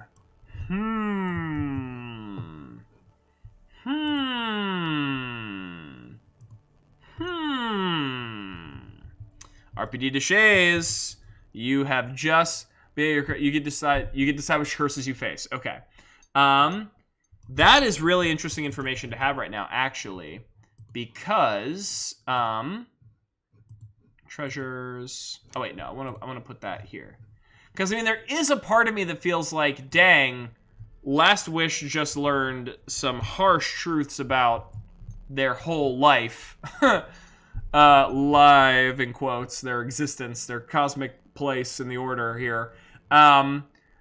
Perhaps this would be a moment where they, you know, try to recollect themselves both physically and mentally for the journey ahead. So then, yeah, what's resting and fatigue? When you fill a journal entry, fill an entry in your journey book. Shuffle the cards. And you can call me RP. Okay, I got you. That'll be easier. So, fill something in your journal book. Is that an actual rule section, or is that just denoting that I should mark, you know, information in my book that I did this? It is bolded as though it feels more important than that. But perhaps I'm just reading too closely into the latter. Yeah. Okay. Okay. So let's do this. Now the hard thing here is going to be the tool that I use doesn't really give me a great way of shuffling the cards without messing up the entire thing going on here. I'd have to like rebuild. Actually, you know what I'm going to do? I'm going to take a quick screenshot of what's going down. Yeah. And then I will just... Had the same issue, had to take notes and rebuild as the card appeared. Yeah, I wish I had... I mean, this is I like this site. I mean, it's free. You can Google it. It's great. But yeah, I do wish there was a way where you could, like, search for cards or, like, keep certain cards aside before you reshuffle or, you know, that would make things a lot easier. But I think I could just reshuffle, and then I have a screenshot which I can rebuild for the next session, because I don't think within this session we'll discover any new regions or anything, so all the cards are probably going to be more pertinent to the events of this meeting. This fated meeting. So I'll shuffle. Why not? I'll shuffle again, because I'm feeling frisky. Okay. So we've done that. We've rested. I'm gonna take off my fatigue, which I've already done. And so now we know that we have snuck successfully up onto the Pond of Hope, which houses a hollow. Now, oh boy, what does that even mean, right? Because that is so many words. So Pond of Hope. So what do I hear when I hear Pond of Hope? Well, the first thing I of course think of is a body of water. So I think what we do is we sort of find our way into, we break out from the rock formation, we're on the road, we're surrounded by mist, we're like sneaking through the stonework and the clouds until we hear that ever distant sort of like, the hollow, that like empty chasm like roar that it emanates from its absolutely vacuous body. Excuse me, which by the way, there we go, little hollow action here. I think we open out into a clearing, and once again, the ground is rough and inhospitable. Whatever foliage, alien foliage would have grown there at one point is now grayed and desiccated and, wilted and sort of turning in on itself. I think the body of water, because this is... Sorry, the music was like really resonating through me in that moment. I think the body of water, we have this big pond, this big circular body of water. I feel like it actually is almost more like a pool. I almost want to say it's like a fountain. Is there a fountain in the actual? Because if not, I might. I see fields, I see mountains, I see tunnels. No, okay. So yeah, I feel like it almost looks like there's like this man-made, but it really would be made from the spirit realm, right? This circular body of water has sort of like crenulations of like stone, which is like etched in like sigil work and like these runes, which speak like the language of the spirits all around. And it in the center is like this this statue, and the statues, once again, they all sort of depict humanoid forms, but they're either too weather worn or they're too eroded by time and the corruption of the curses to be fully visible as to like what they were, if they were human or something other than human. But I feel as though there is a massive statue in the center that is sort of like raising its arms upward towards the sky, like towards the stars. And actually, yeah, we were kind of going with like the star theme, right? Like hope, guidance from like otherworldly forces. So perhaps it's like reaching upward, and you can see like between its hands there are little motes of light that are actually in the shape of the constellations that we talked about before that were written upon the scroll of the collector. And they just hang there by like some unknown gravity, right? And they slowly like rotate and they shift as if like in real time, or as close to real time as that slowed pace can be, sort of like reshaping and telling like a new story of hope, right? Because like when I think hope, I'm thinking like, oh, we're looking towards the stars, we're looking towards these higher powers, we're looking to see our fates etched across, the patterns of light in the sky. That is how things work here in the Vale. And then, from the base of this like statue, there's water that's like coming, like trickling out in all directions into the pond, which like echoes out. And then on the far ends of the pond as well, there are other statues which are like bent forward, and they're all assuming a slightly different posture, but they're all like either like maybe in a prayerful gesture or like a craning up towards the first figure who looks like they're like in some sort of prayer. So yeah, there's sort of this feeling where they're all sort of communing with one another, communing with the stars. This feeling of like we can learn more, we can be saved, right, by something outside of ourselves, is what is sort of etched across the countenance of all of the stonework. And I think there is like a there is a hollow which has snaked its body, the length of its body, around the entirety of the pond, right? Has completely wrapped itself around. And you can see that, like, from the edges of the mist, there are these vaguely humanoid, misty shapes, right? They're souls that have wandered away. They're wandering the veil endlessly, and they can't find rest, right? So they're not fully formed, and they don't really have. Here's what I'll say. I think the longer a soul wanders in the veil, the more it loses itself, right? Until it becomes vulnerable enough for either for it to like completely dissipate or for it to be preyed upon by something like the doom of the veil, right? All souls were supposed to be led very, very acutely, very, very dutifully by the Firelights, so they never got to reach a point where they atrophied or like they decayed. But in the absence of the Firelights, and in the absence of like drive or self-determination, like Kasara, we met Kasara, and she, for the most part, still seemed human. Like, faded in some parts and a little askew, but, like, still mostly human. And that's because she was still clinging on. You know, she was at the Fields of Redemption, hoping to find some sort of proof that she was able to be saved, that her family was safe, that, like, her life was not for naught. She had a purpose to keep going, and that sort of helped her retain her wits and her, like, her sense of self, her will.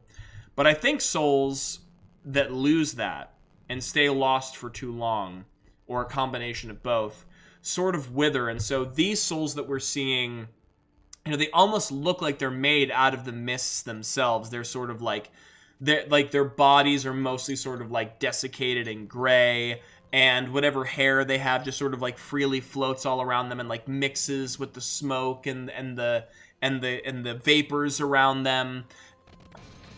Whoa! I just heard exciting. Oh, Ice Wolf D has subscribed? My heart to you. Thank you, my friend, Ice Wolf.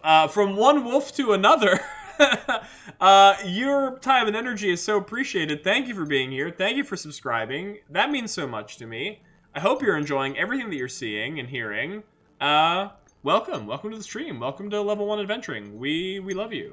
I'm giving it up. I'm giving that energy. You feel it? So yeah, I think we see these spirits on the edge of the pond, and they're drawn to these places because this is the place of hope, right? Like, I think we might even see some, like, dropping to their knees and almost, like, forming the same gestures of the statues, like, looking up towards the stars. Their minds are, like, probably gone, but somehow they kind of know. They're like, this place should give us, some primal part of them, like, comes to this place because they know this should be a place of hope. This should be a place where we can congregate and, like, find a renewed sense of self and purpose, and, like, the stars will guide the way, and the stars will teach us what we need to hear to, like, continue on. But they can't, because the curse has now completely sort of claimed this territory. And I think, like, there are some spirits that are so desperate or are so, removed from their wits at this point, that some of them, like, even, like, just charge, like, run from the mists, like a howling sort of banshee, and, like, run through the mist, like, towards the pond, and almost immediately, like, the hollow just rears up and releases another one of those, like, empty, like, like yawning roars and like lurches forward, and like one bite of that maw, that massive gullet, right, could probably swallow like multiple spirits.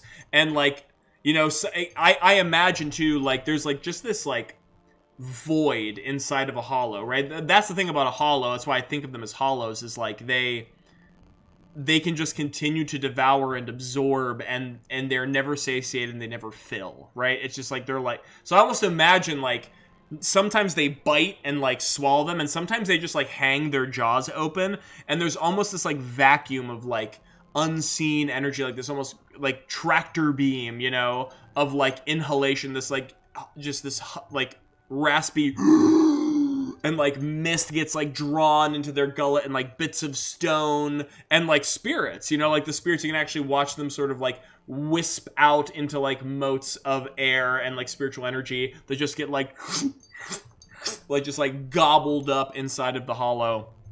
And I think all that Last Wish can really do right now is like look on with like disgust and abject horror, because they haven't been noticed yet. Oh my gosh. So what does Last Wish try to do now that Last Wish knows that the hollow is a soul? The hollow is like the very thing that it's devouring right now. Whoa! Merrick, following. Oh my goodness. I am, once again, my heart thumping and pumping, and thank you so much. Your time and energy is so appreciated. I am beside myself when I have people join the stream and enjoy what we're doing here. So thank you. Thank you. Redeem Sweet Nothings. Merrick, you're Sweet Nothing. We've only known each other for a short time, Merrick, but already you have proven yourself to be a valued member of this community. You've given me updates on the rules as they were happening, commentary on the lore of the world, helping us figure out what if not hope for a reason. Look at this. You're already involved. You're already enriching this community so much. So that's your Sweet Nothing, Merrick. You're welcome. And thank you. So I think Last Wish, I'm hooked. Well, I'm glad. I'm glad you're here. I'm glad we hooked you. There's got to be a way that Last Wish can like confront. I mean, I'm seeing the word confront risk. That may be what we do. Like that might be what I'm thinking. But there's got to be a way that it can beseech a deeper part of this being, and like touch the part of it that's been wounded, and the part of it that's been like hurt, right? The part of it that's been, and it's coming here for hope, you know? Well, I mean, we don't know that, but now that's an interesting thing to play with. Maybe the Hollow has chosen this place because even in its wounded sort of like animalistic state, now that it's been turned into a curse, maybe it is drawn to maybe that's why they arrive at places like the beacons, because there's a part of them that wants to be saved. Oh, this is messed up, but I'm okay. There's a part of them that wants to be saved. There's a part of them that knows that the beacons will help them pass on, right? And that's why every time they show up, or at least we've seen them show up, the Doom of the Veil asserts control over their mind, right? Because perhaps if left to their own devices, the curses might be able to wrestle out of their like madness and realize like I can be saved, but not when the Doom of the Veil asserts control. You know, once the Doom of the Veil is in there, they are just a vessel. They're just a tool. They're just a body for the Doom. So maybe it's here because for some reason it is hungry for hope. And it's like jealously guarding it from the other spirits. Almost like, oh, that's so sad. It's so sad now that I think about it. It's like jealously guarding this pool, this well, literally this like well of hope, right? And like trying to understand it, like trying to like, how does this help me? How does this make me feel again? How does this make me understand? But it can't. Too much of it has been too much of it has been converted. But it knows it should be here. And when other things are coming forward, they feel like threats. They feel like it's a scarcity mindset, you know, like more for you is less for me. And then, and just swallows it up. Oh, that's so sad and so twisted. Why does my brain go to these places? Okay. So I think Last Wish may understand this to a degree. Because I do. And maybe that's how we reach it. So maybe we confront risk. Maybe we confront risk and see if we can beseech its better nature. All right, we got new cards. This could either go really bad for us or really good for us. Oh, so immediately bad. Immediately bad. Immediately bad. Oh no. Oh no. All right, let's roll some dice. I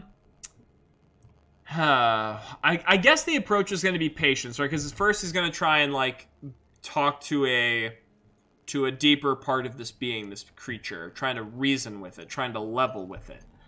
So let's see, 6 and my guy a 1. A 1 and a 4. That's what you give me? That is what you give me? Alright, so that's a fail. Big fail. Big fail. Upon darkness, it's a setback and mark 1 fatigue. Okay. So, first of all, we're going to mark our fatigue, which we just cleared, which I guess is good for us. And this is also where I guess we're going to turn on a little bit more dramatic music.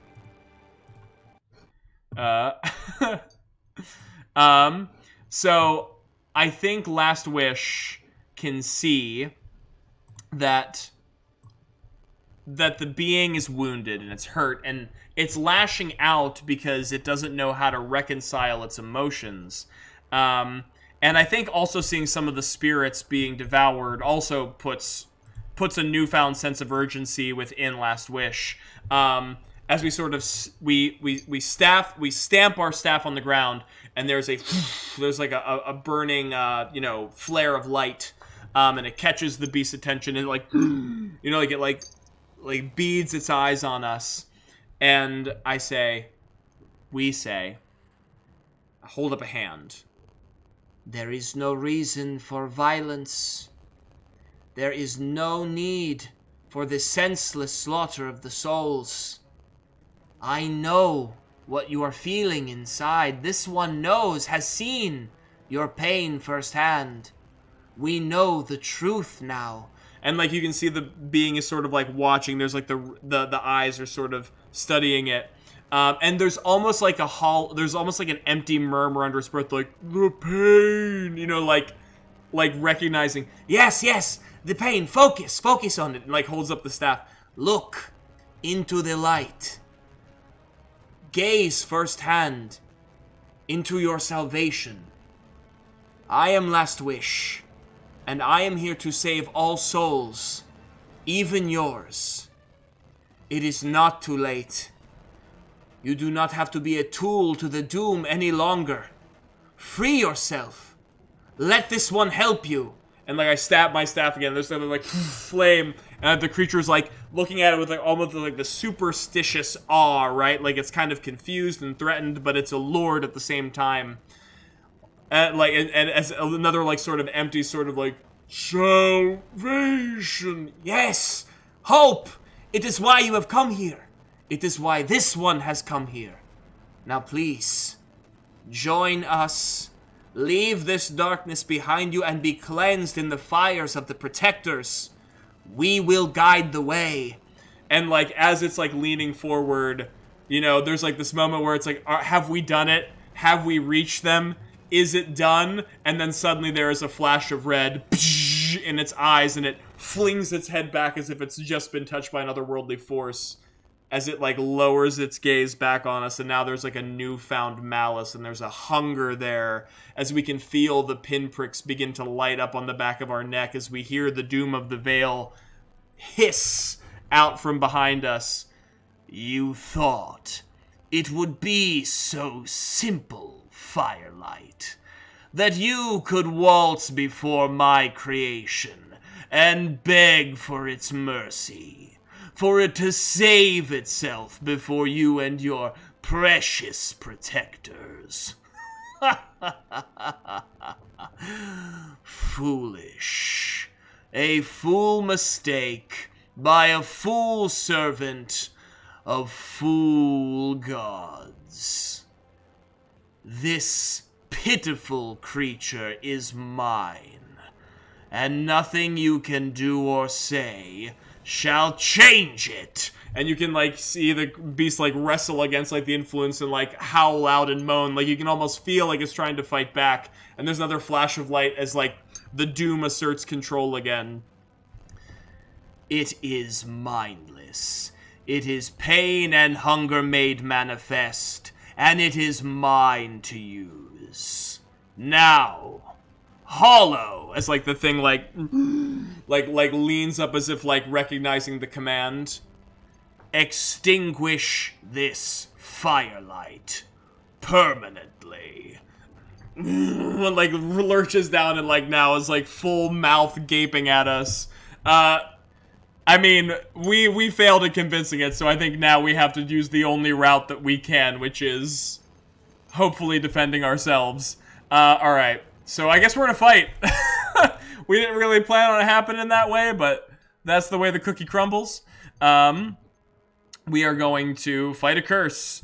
When you confront a curse, action plus approach. So I think here, we're gonna have to dodge, right? We're gonna use quick, because it's lunging down at us. So I'm gonna grab my cards. Oh, the music suddenly got quiet again. We'll see what happens. We're gonna flip. Oh, jokers don't count. Flip. Okay, alright, alright. Maybe salvageable.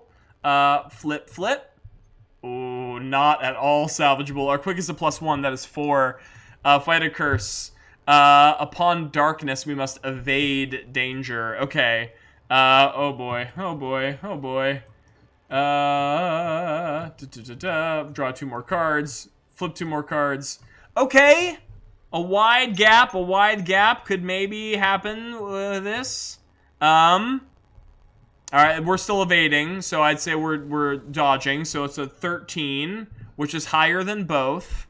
Upon light, you avoid the danger. Okay, so, I think, like, seeing the thing lurch down, our mantis, like, our body, like, springs up with, like, an almost grasshopper-like action, you know, and, like, mist shoots out from underneath our feet as the creature burrows its head, like, directly into the earth and begins to, like, dig downward and, like, worm its way through the body with the earth with unnatural speed as, like, we land and, like, we're standing, we're looking all around us as, like, we're watching more of its body, like, sink into the gravel and, like, we feel the rumbling underneath our feet. And even though we can't see its face now, you know, we can... we know that the Doom can still see us and, like, interact with us and, like, feel us. And, like, behind the back of our ears. It is only a matter of time, Firelight. You avoid the inevitable. I have already claimed the veil. You are but the last ember of a dying light. And there will be no more once I am through with you. And, like, we're, like, trying to figure out what's gonna happen. Alright, so we've avoided the danger. I think we're back. Fight a curse. I wonder if by fight a curse, we can actually fight it with like, talking to it, right? Like we're fighting the curse inside the soul. We're not trying to fight it physically. We are trying to defeat, like, the evil influence in it.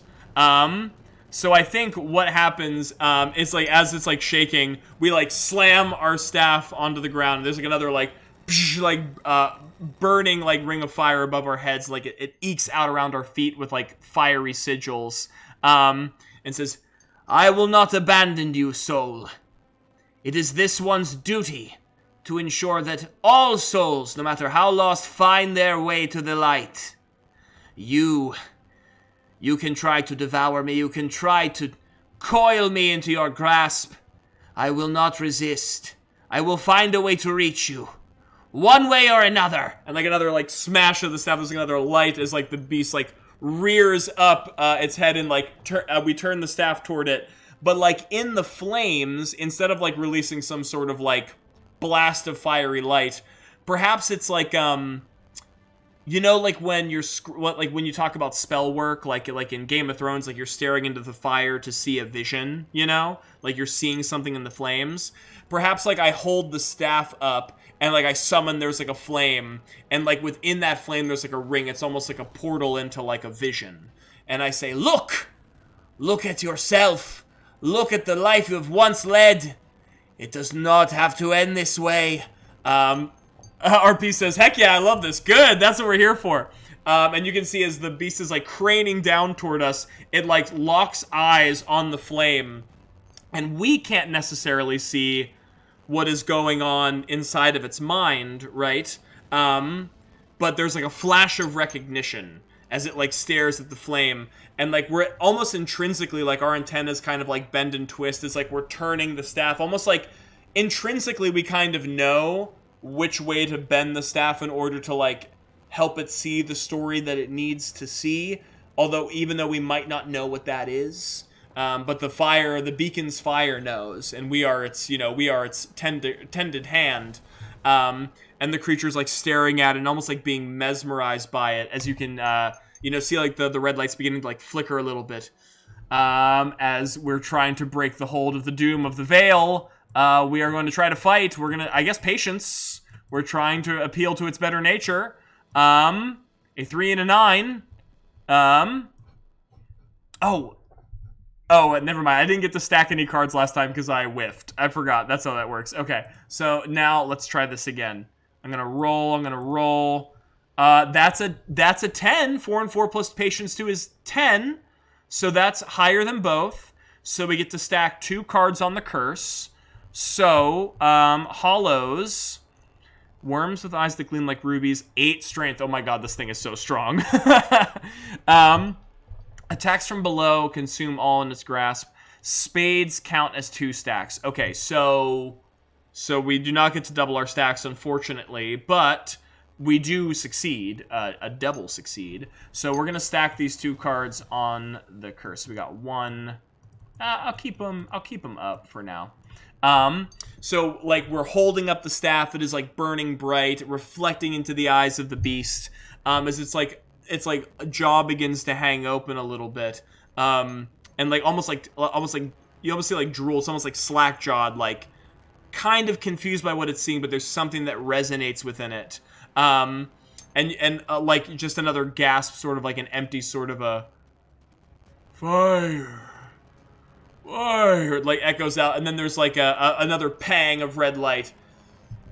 Fool! Do not release yourself onto this charlatan's magic. Listen! To my voice only you must heed. You know, another flash of red as the beast roars out. But we've like made progress. Like we're beginning to break through the fog of the creature's mind. So then I guess we're going to try again. As like I channel more energy into the staff, there's another flash of light. Do not listen. I hear it within you. The shred of good, the voice of reason, the hope. Why you have come here. Why you guard this place. This one feels it within you. And it still can be stoked and kindled. But only if you let it. And so then we're going to roll. Oh, no. Oh, no. That's so high. That's so high. Alright, we're gonna roll 2. Yeah, that's gonna be an 8, which is not higher than either of them. So we're gonna go over here. We're gonna go back to evade danger. Oh my god, is this thing gonna kill us as we're trying to like be nice to it? as we try to like reason with it?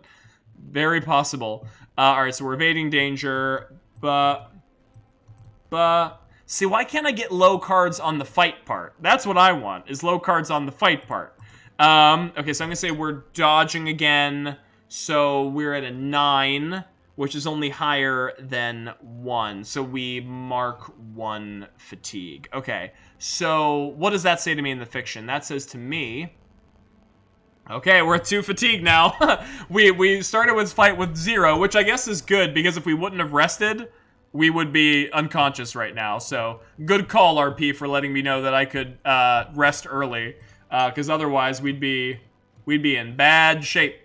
So what I hear from that is, like, I'm holding up the staff, I'm like, but only you can let it. And then, you know, the creature, you can hear the doom of the veil. Your cries fall upon deaf ears, Firelight. As the creature rushes downward. And this time we try to jump back, but the beast is anticipating our movements a little bit. We hold our staff in front of us, and it, like, catches us sort of mid-air, like mid-jump, and we get knocked. It's like that scene in anime when someone gets super punched, right? Like, we go flying across the field, and we end up hitting back first into one of the statues of hope that are, like, praying to the stars. We smash into it. We, like, you know, there's splinters of stone and cracks that eke out against our back as, like, we imprint into it, as, like, we slump forward, and, like, you know, our whole body is just, our carapace probably, some pieces of it, like, splinter a little bit from the impact of that blow. As now we, like, slide to the bottom. We're just sort of, like, sitting there, rocked to our very core. Then, you know, we're like breathing heavily. We're holding our staff. The doom of the veil sort of snickers in the back of our minds. A valiant effort, Firelight, but it is all for naught. This being hungers, and only I can satiate that endless pain. And you can almost hear the being underneath his breath, like, endless pain. And, like, you know, Last Wish slowly cranes their head upward. It does not matter. I will not stop. Those before me fought for these souls until it was their end. And so too will I, in their memory. For your memory, as I, like, lean on the staff and push myself back up and hold it forward. Remember. You must remember. There is a piece of you that does. And I'm going to, once again, we're gonna roll. See what happens. Oh my gosh. Please give me bad cards. Please give me bad cards. Okay. That's at least 1. Right? Yeah, that's a 6. Okay, fight a curse. Stack 1 of the cards on the curse. And spades count as 2 stacks, right? As I'm reading down there in this part. So this is actually 2 successes. Okay. Alright, so we're making good progress. And so the beast is, like, staring at the fire as, like, we're holding it before, and there's another burst of light and flame. As, like, we're holding the staff and, like, twisting it. We're giving it another portal into its, like, other self. Remember. Yes. Remember. You must. And then you can hear, like, the voice of the doom once again growling. Ignore this Firelight's yammering. It means nothing. You are nothing. Destroy it. Destroy it now! And, like, the beast, like, another flash of red light as it's assumed control over. Alright, we're gonna go back to fight. We're gonna draw 2 cards. Oh my gosh.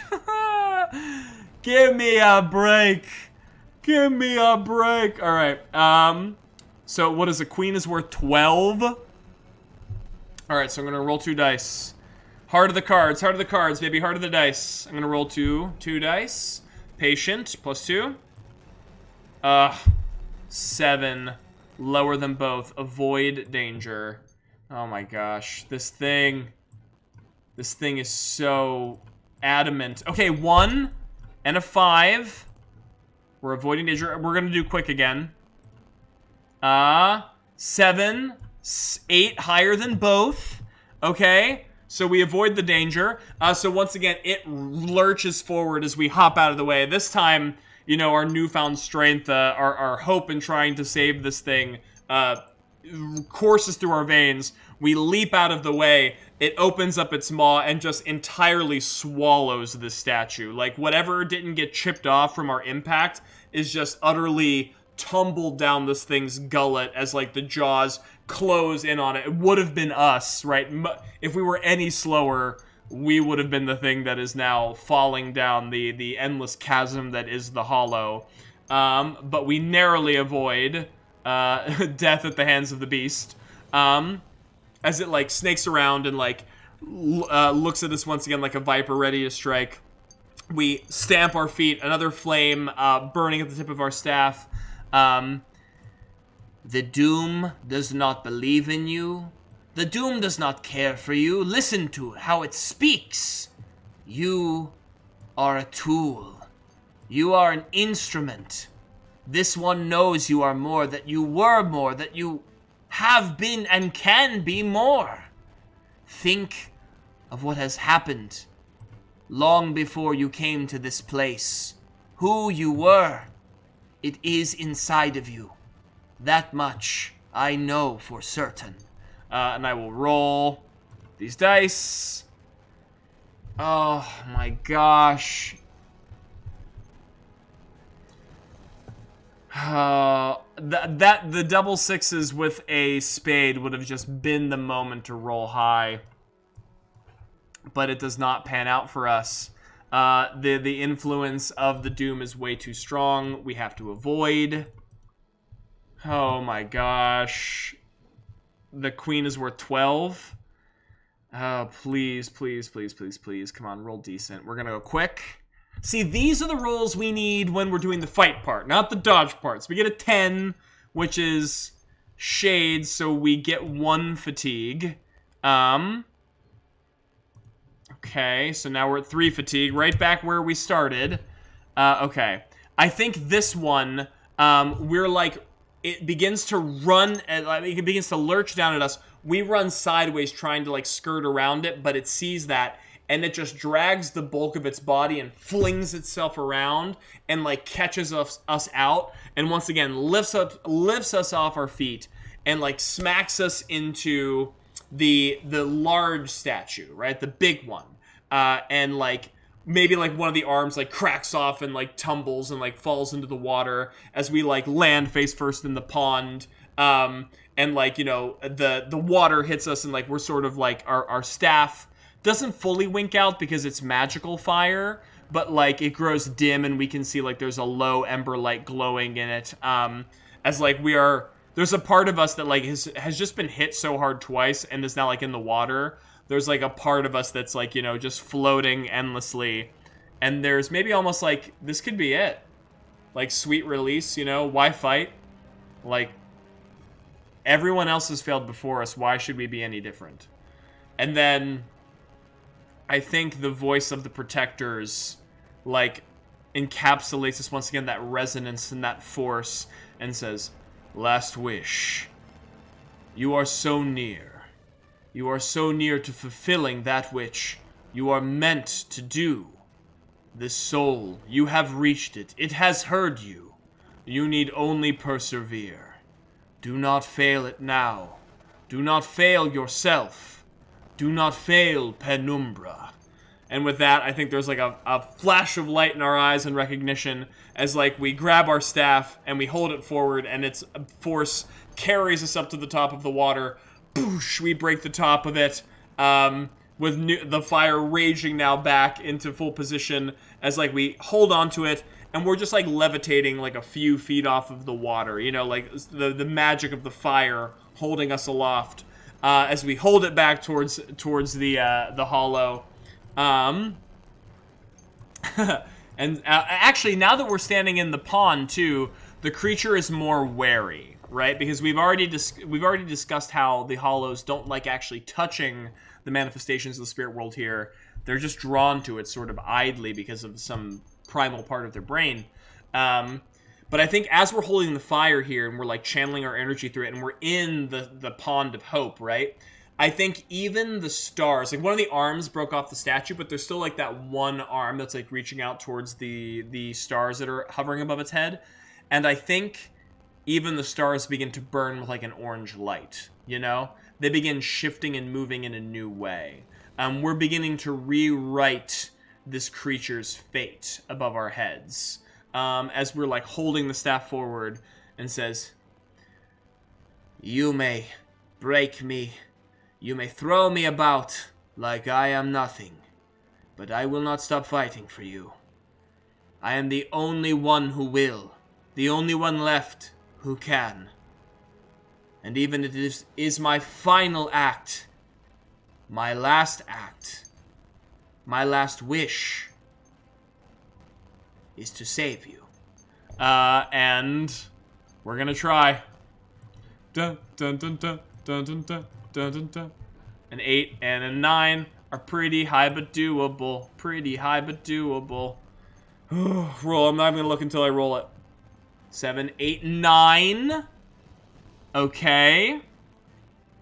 That is one success, because it has to be higher than both. So we'll take the 1. 1, 2, 3, 4, 5.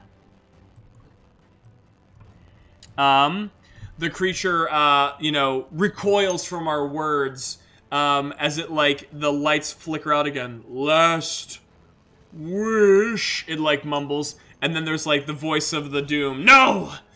No! Do not listen! Yes! Listen! Listen to this one's voice!" The fire in the stars once again burns brighter as we continue to try and appeal to its better nature, to rewrite its fate. We're gonna flip. 7 and 6. We're gonna roll. That is 9, which is higher than both. Which means, let me double check. Fight a curse. Stack both cards on the curse. None of these are doubles, but 1, 2, 3, 4, 5, 6, 7. Oh my god, it is so close. The beast that like is now struggling to like keep its focus on us, but then also like looks up and gazes toward the stars that are like being rewritten in the red light of the fires of the beacon that we're like sort of channeling through our staff. And as we see that, and we sort of hold one hand up and we like lower our staff a little bit, to the side so it can fully look at the light of the stars. "This one knows that you came to the Pond of Hope because there's something within it that speaks to you. You have looked to the stars for guidance, and look, the stars themselves speak to you through the fires of the beacon, through the flames of the protectors, through the hand of your salvation, through last wish. I beg, this one begs of you, give yourself unto that voice, to the guidance I offer. Free yourself from the doom of the veil. This one cannot do it for you.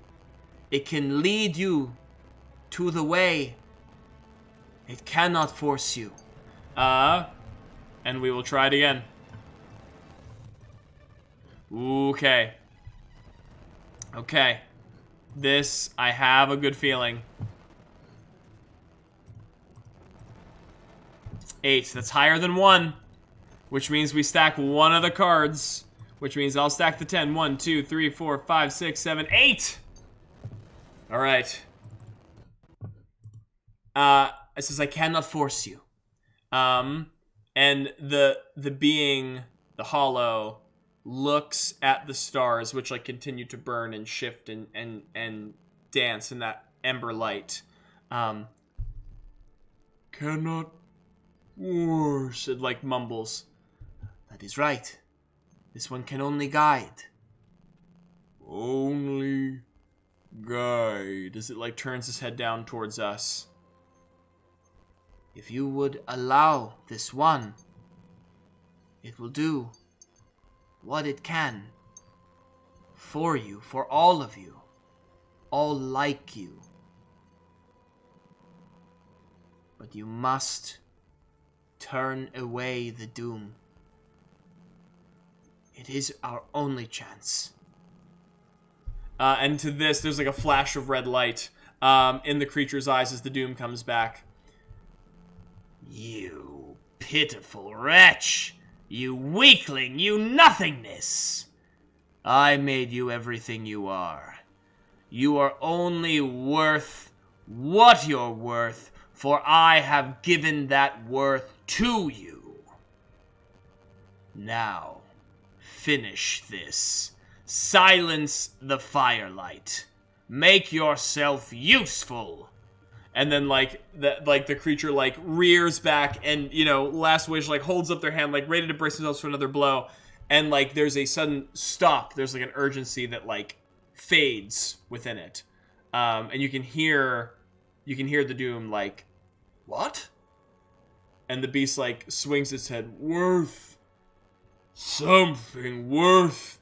And then like What are you doing? Listen to me, you worthless wretch. Worth something. The hollow like roars out and like bellows to such a degree that it like shakes the entire realm around it, right? And just like leans upward and cranes this like ungodly shriek into like the twilight sky as it like shakes its head and like thrashes around the ground, almost like it's trying to beat the influence out of the doom out of it. And you can hear the doom wrestling the entire time like, no!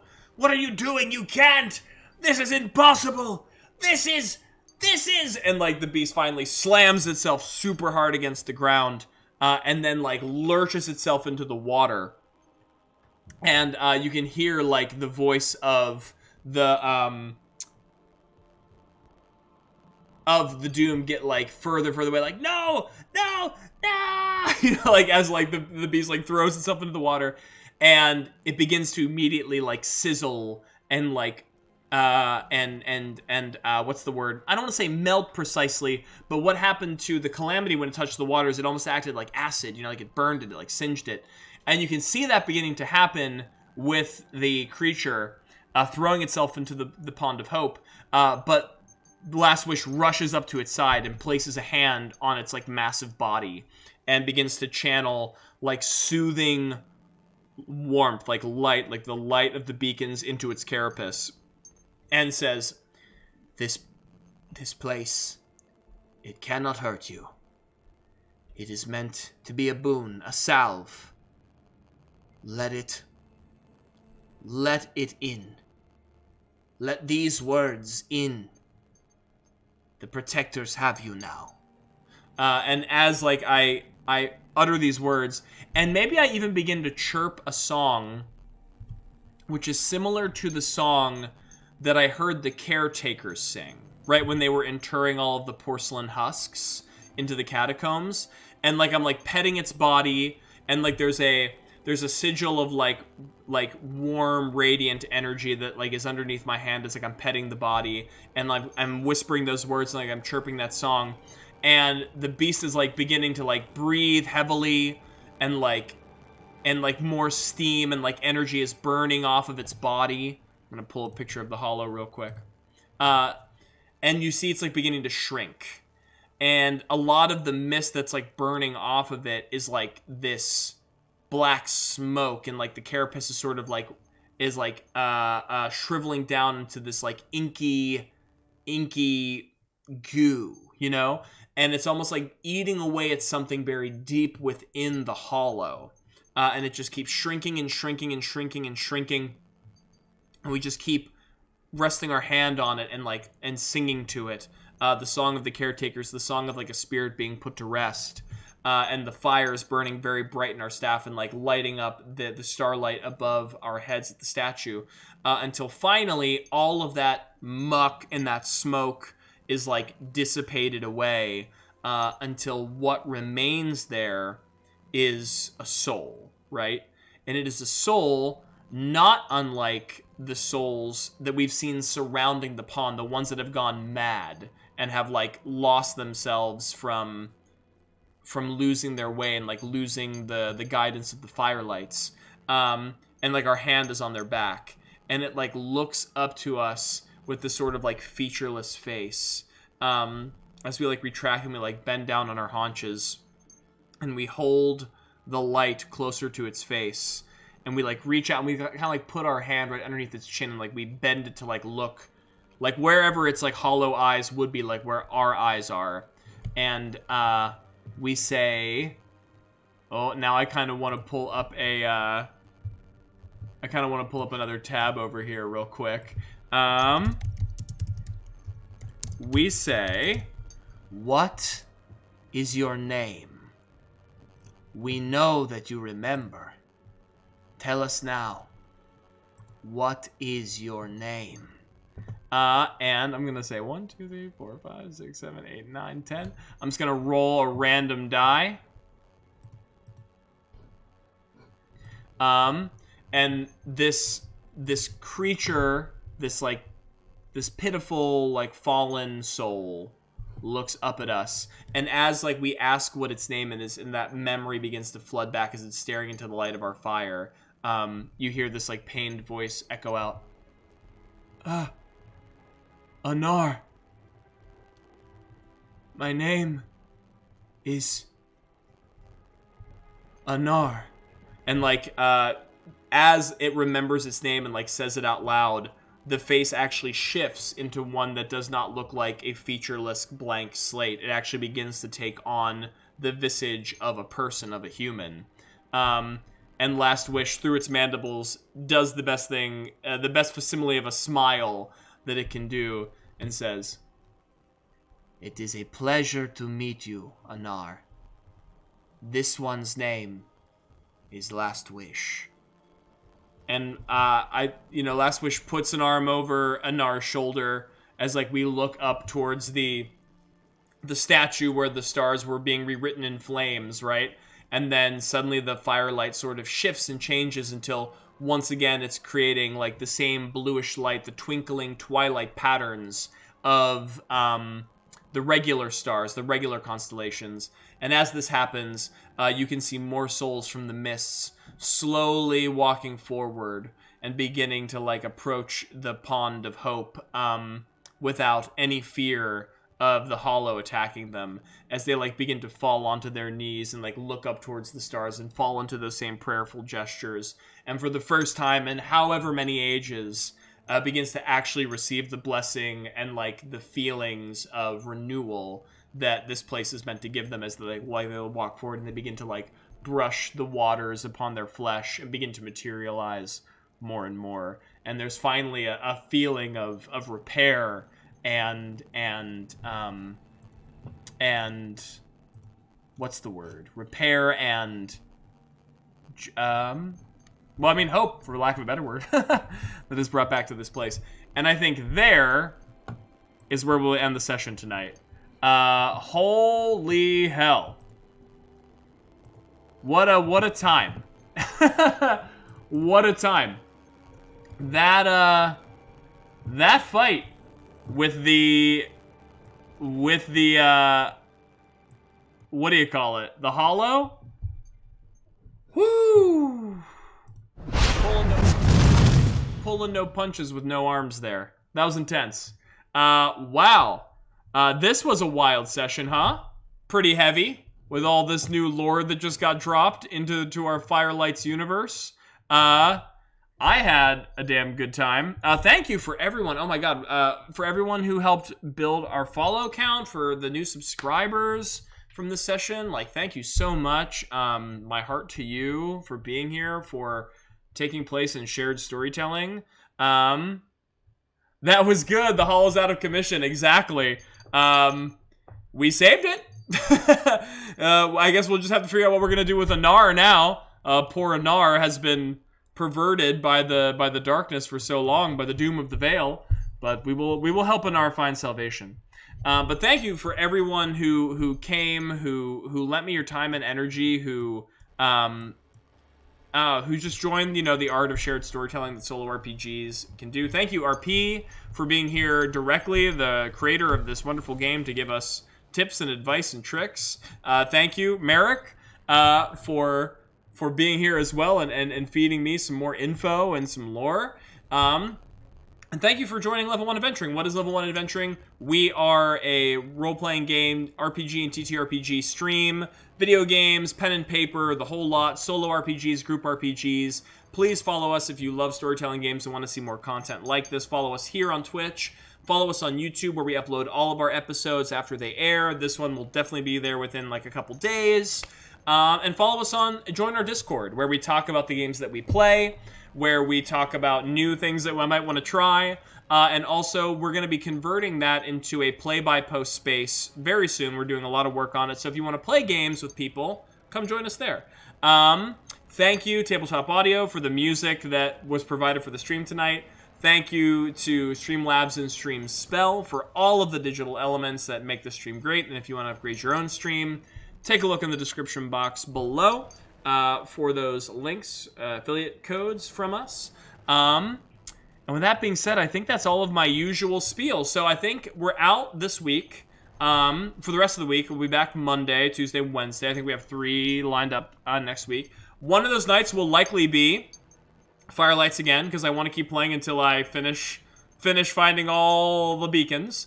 And otherwise, we'll either run Solasta or D&D or whatever else is up on the docket. So once again, thank you so much for everything. I am like so floored by the reception that we get for these streams. My heart is I was gonna say my heart is in my chest, but that's where it should be. My heart is everywhere. My heart is floating outside my chest.